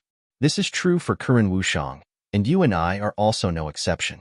As a prince of Western Kuan, there are many things that cannot be avoided, but mistakes are still mistakes. As for you, you are still young and will continue to grow up. You can't keep looking at others with naive eyes. Do you understand? Yu Fu hesitated for a moment. Will eldest brother also change? Gu Shubai said with certainty, Of course, I will. I will change with the times, and everyone will change. For example, Father was previously unwilling to cross over the border to attack Western Kuan, but that has also changed. Yu Fu said, Head General and Kuan Wushang are different. He does it to protect his family and country. His actions have changed, but his heart has not. After saying this, she fell deep into thought. A person's actions would change, but the heart would not. As long as one stayed true to themselves, there was no need to worry about constantly changing with the times. Then will eldest brother also change like head general did? She finally understood, and Gu Shubai smiled. Of course, all of the sons of Marquis Gu's manor were raised and taught by father, and we have all inherited his style. That was good. Yu Fu smiled and looked up at him. Just as she was about to say something, she suddenly heard the sound of a warning coming from the camp. Western Kuin's army had come. Gu Shubai immediately stood up and started walking out. Yu Fu stuffed the porcelain bottle into his hands and stayed behind to send him off. What came next would be his battlefield. She just needed to quietly stay here and wait for him to return.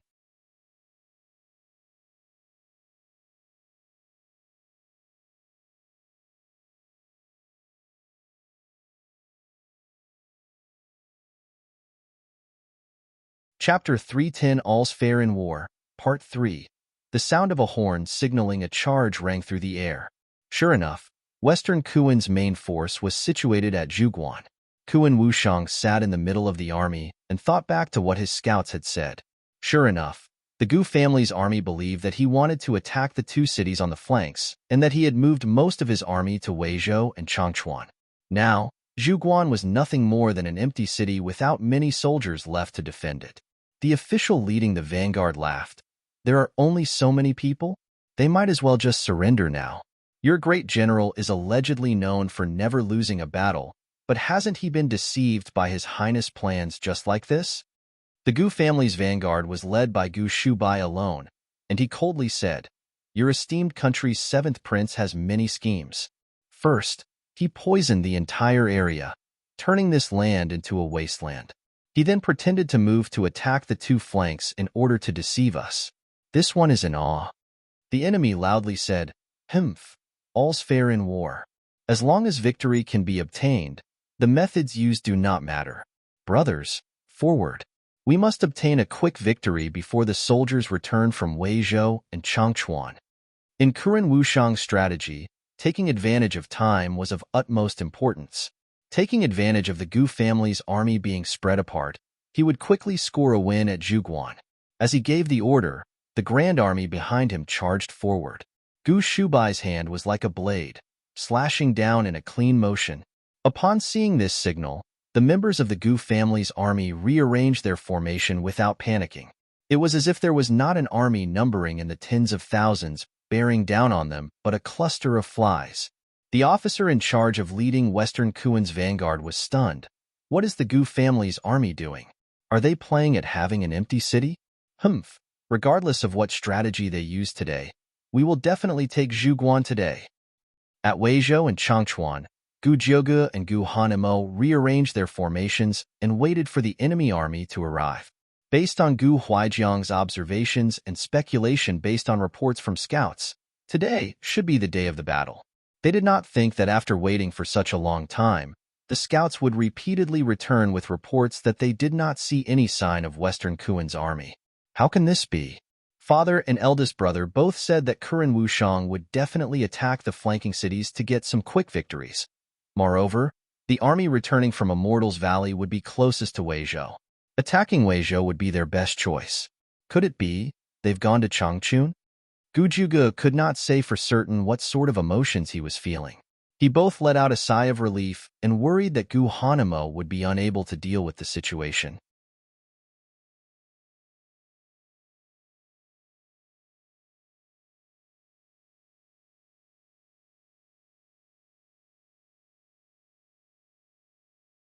He confidently directed the soldiers during the attack, but quickly found that he had started celebrating too soon.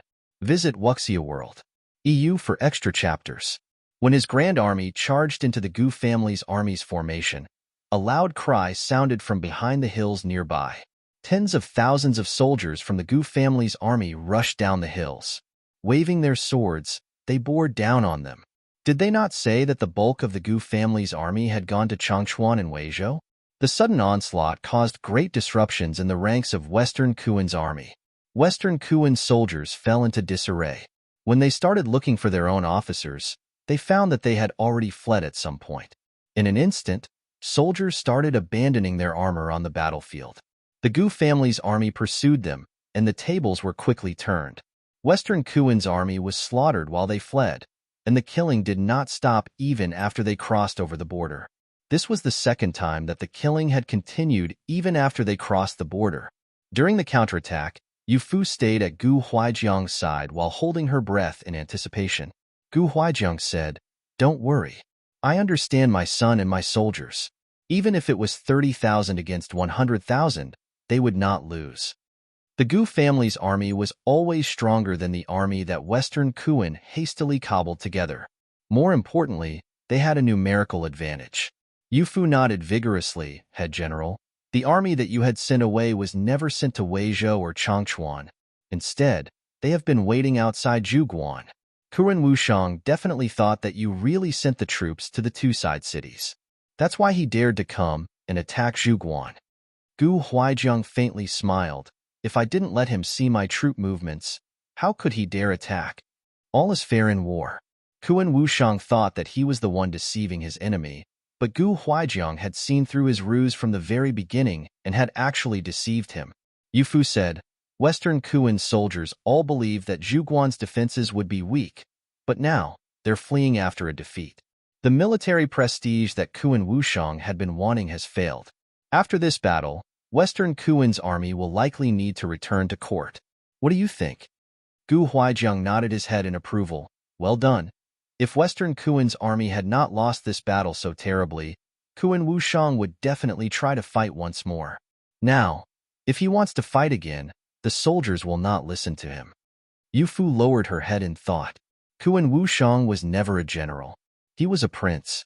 The soldiers under his command were part of the Lu family's army and the Wang family's army. They never trusted him from the beginning. The trust that had been built up from his use of poison was lost from his days spent confined in his tent. After such a horrific defeat today, it will have completely disappeared.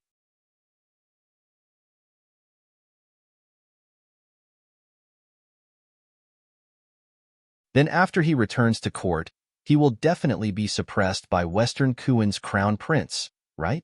Kuan Wushang was originally given power by Emperor Kuan to spread the power out. Without him, Crown Prince Kuan Junyue will be able to take the power for himself. For some inexplicable reason, Yu Fu was a little worried for Kuan Wushang. He had clearly done a number of horrible things. He gave Yin Shua the poison that nearly killed Gu Shubai. He poisoned Gu Huaijiang's study, and now he killed tens of thousands of the Gu family soldiers with poison. Even now, the poison remained in the soil. But she could not help but think of how things were back in Immortal's Valley. The scenes of them running around and laughing. Gu Huaijiang said, "Don't worry. Emperor Kuan would not all allow Kuan Junyue to knock down Kuan Wushang. Once Kuan Wushang falls, Emperor Kuan and Kuan Junyue would need to meet on even terms. That would make things even more difficult for Emperor Kuan." Head General means to say that Emperor Kuan is using Kuan Wushang as a shield to protect himself against Kuan Junyue from taking any open or covert actions? Gu Huaijiang fell silent, and Yu Fu did not say anything else. This was a story that they had seen all too often with imperial families. There were fathers that did not act like fathers, sons that did not act like sons, and brothers that did not act like brothers. In the distance, the Gu family's banner billowed in the wind, and it was drawing closer to the camp. It was only now that Yu Fu started smiling. Gu Shubai rode at the front. He rode through the wind with a bright smile on his face, his eyes shining like stars. The rush of wind caused the red tassel on his helmet to wave and moved his horse's mane. He looked truly heroic. He called out to her, "Yu Fu, I'm back." She smiled at him and waved to him, her face filled with joy. On the battlefield swept by the autumn wind, a small group of daisies stubbornly extended its tendrils and blossomed beautifully. You're tuning in to the Romance Rendezvous YouTube channel. We're so grateful for your support, and don't forget to subscribe to join us on this incredible journey through captivating stories. Your generosity through donations truly makes a world of difference, as it's the primary source of revenue that allows me to expand and enhance this channel for you.